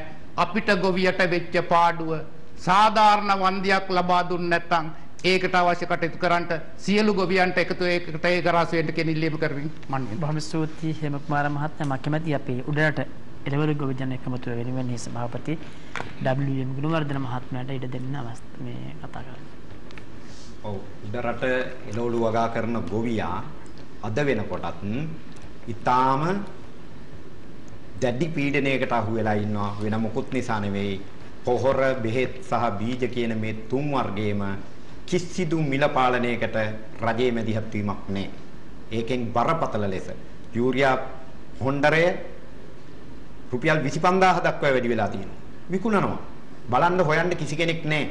බීජ රුපියල් 1500ට 1700ට තිබුණු බෝංචියට ටික දැන් රුපියල් 4000 පැනලා තියෙනවා. හොයන්න බලන්න කිසි කෙනෙක් නැහැ. ඒක නිසා අපි කියනවා අනිවාර්යයෙන්ම පොහොර බෙහෙත් සහ බීජවල මිල පාලනයක් කරලා තියෙන ටික ගොවියට ලැබෙන සාධාරණ ක්‍රමවේදයක් හදන්න රජයේ මැදිහත් වෙන්න ඕනේ. ඒ විතරක් නෙවෙයි. අනිත් එක දැන් රටේ පවතින මේ පොහොර බෙහෙත් හිගේ නිසා ගොවියට වගා කරගන්න කිසිදු ක්‍රමයක් නැහැ. ඒ නිසා රජය කර ඇරලා අහක බලාගෙන පැත්තක බලාගෙන ඉන්නේ නැතුව රජය දැන් සූදානම් වෙන්න ඕනි ගොවියට හිගයකින් තොරව පොහොර බෙහෙත් ටික ලබා දෙන්න. ඒ වගේම ඒ පොහොර බෙහෙත් ටික සාධාරණ සහනදායි සහනාධාර ක්‍රමයකට ඒ පොහොර වලට මිල පාලනය කරලා සහනාධාර ලෙස පොහොර ලබා දෙන්න රජයේ මැදිහත් වෙන්න ඕනි. ඒ වගේම තමයි මෙතෙක් ගොවියා උඩරට එළවලු ගොවියා අවුරුදු 2ක් තිස්සේ දිගින් දිගටම තමුන්ගේ අස්වැන්නෙන් පාඩු ලබනවා මේ පොහොර බෙහෙත් ප්‍රශ්නේ නිසා. ඒ නිසා අපි කියනවා මෙන්න මේ පොහොර බෙහෙත් ප්‍රශ්නයට ඉතාමත්ම කඩිනමින් උත්තර සපයන්න ඕනි. ඒ වගේම මේ බීජ පොහොර සහ බෙහෙත් වල මිල පාලනයට රජයේ මැදිහත් වෙන්න ඕනි. මේ කාලය තුල උඩරට එළවලු ගොවීන්ට සිද්ධ වෙච්ච හානියට වගා වන්දි ගෙවන්න සූදානම් වෙන්න ඕනි. රජය ඒක කල්ලාරින්න සූදානම් වුණොත් අපි ගොවි ජනතාවට නායකත්වයේ දීලා මෙන්න මේ ගොවි අරගලය තුලින් හරි මේ සටන ජයග්‍රහණය කරා ගෙනියනවා. ඒ සඳහා ගොවි ජනතාවට නායකත්වයේ දෙනවා කියන පණිවිඩය මතක් කරනවා. බොහොම ස්තුතියි WM ගුණවර්ධන මහත්මයා. අදහස මා කැමති අවසාන වශයෙන් අපේ උක්සා බඩේරගු ගොවීන් සුරකීමේ සංවිධානයේ වෙනුවෙන් සභාපති වසන්ත පීතිස්ස මැතිතුමාට අවස්ථාව ලබා දෙනවා. පළමුවෙන්ම සඳහන් කරන්න කැමැති සමස්ත උද්ගව ජනතාව වෙනුවෙන් මේ ඉල්ලීම කරන්නේ උක් ටොන් එකක මිල මේ තියෙන තත්ත්වයන් වල ගොවියට යම් සාධාරණ කිෂ්ඨ වෙන ටොන් එකක මිල රුපියල් දසදහස කරන්න ඕන. අපි 2017 වසරේ හිටියේ 8500 සටනේ උක් ටොන් එක මිල ගොවියට දෙන්න ඕන කියලා. දැන් දසදහසක් ගෙවන්න ඕන ගොවි ජනතාව ඒ වෙනුවෙන් පෙළ ගැහිමින් ඉන්නවා. ඒ වගේම උද්ගව ජනතාව පුහුණු දීපු තව විශාල ප්‍රශ්න ප්‍රමාණයක් තියෙනවා. ඒ වෙනුවෙන් ගොවි ජනතාව අපි දැන් සාකච්ඡා කරමින් සංවිධානය වෙමින් ඉන්නවා. ඒ නිසා ඒ සියලු උද්ගවයන් මුහුණ දෙන ප්‍රශ්න ගැටළු වලට උත්තර දෙන්න මේ පාලකයනුත් ඒ වගේම ආණ්ඩුව පැත්තේ ඉන්න බලධාරීනුත් මැදිහත් වෙන්න ඕන. ඒ සඳහා අපි මැදිහත් වෙමින් ඉන්නවා. ඊළඟට බඩරුන් ගොවියන් සඳහා හිඟ වැටු හිඟ වන්දි සියල්ල ගෙවන්න ඕනකම තියෙනවා. ඒ වගේම ඊළඟ මහකන්නේ සඳහාවත් පොහොර ටික ලබා දෙන්න ඒ සඳහා දැම්මම මැදිහත් වෙන්න කියන එක අපි ආණ්ඩුවට බල කරනවා. ඒ වගේම සමස්ත ගොවි ජනතාව වෙනුවෙන් ගතට පස්සේ විශාල වශයෙන් විවිධාකාර වගාවන් කර ගොවි ජනතාව ඉන්නවා අම්පාර දිස්ත්‍රික්කේ. ඒ සියලුම දෙනා පීඩාවටපත් වෙලා ඉන්නවා. ඒ නිසා ඒ ගොවි ජන ජීවිතේ නගා සිටුවීම සඳහා පැහැදිලි ප්‍රතිපත්තියක් සකස් කරලා වහාම මැදිහත් වෙන්න කියන ඉල්ලීම කරනවා. එසේ නොකරන තත්වයක් තමයි අපිට පේන්නේ. ඒ නිසා සියලුම ගොවි ජනතාව තමන්ගේ අයිතීන් දිනාගෙන වෙනුවෙන් පෙළගස්වනවා හැර වෙන කිසි දෙයක් අපිට කරන්න නැහැ. ඒ නිසා ඒ මැදිහත් වීම අපි නායකත්වය දෙනවා කියන එක මේ වෙලාවේ මතක් කරන්න කැමතියි. බොහොම ස්තුතියි. අද අප සාකච්ඡා කළේ ප්‍රතිපත්ති පොහොර සහ ගොවි ජන ජීවිත පිළිබඳ අපගේ ආරාධනය පරිදි මේ සාකච්ඡාට පැමිණි සමස්ත ලංකා ගොවි ජන සම්මේලනයේ ජාතික සංවිධායක නාමා කරුණාරත්න මැතිතුමාටත් ඒ වගේම උක්සා බඩේරඟු ගොවියන් සුරකීමේ සංවිධානයේ සභාපති වසන්ත පීරිස් මැතිතුමාටත් ඒ වගේම අම්පාර දිස්ත්‍රික් රාජ්‍ය ගොවි සංවිධාන එකමුතුව වෙනුවෙන් එහි සභාපති චන්ද්‍රසේන හේමකුමාර මැතිතුමාට වගේම උඩරට එළවලු ගොවීන් ජන එකමුතු වී සභාපති WM වර්ධන මැතිතුමාට තමයි වර්තන මේ සාකච්ඡාව ගැන යම් දක්වා දායකත්වයේ පිළිබඳ හැම දිනාටම සුවදායක රාත්‍රියක් ප්‍රාර්ථනා කරන ජනහනින් මුද සමගා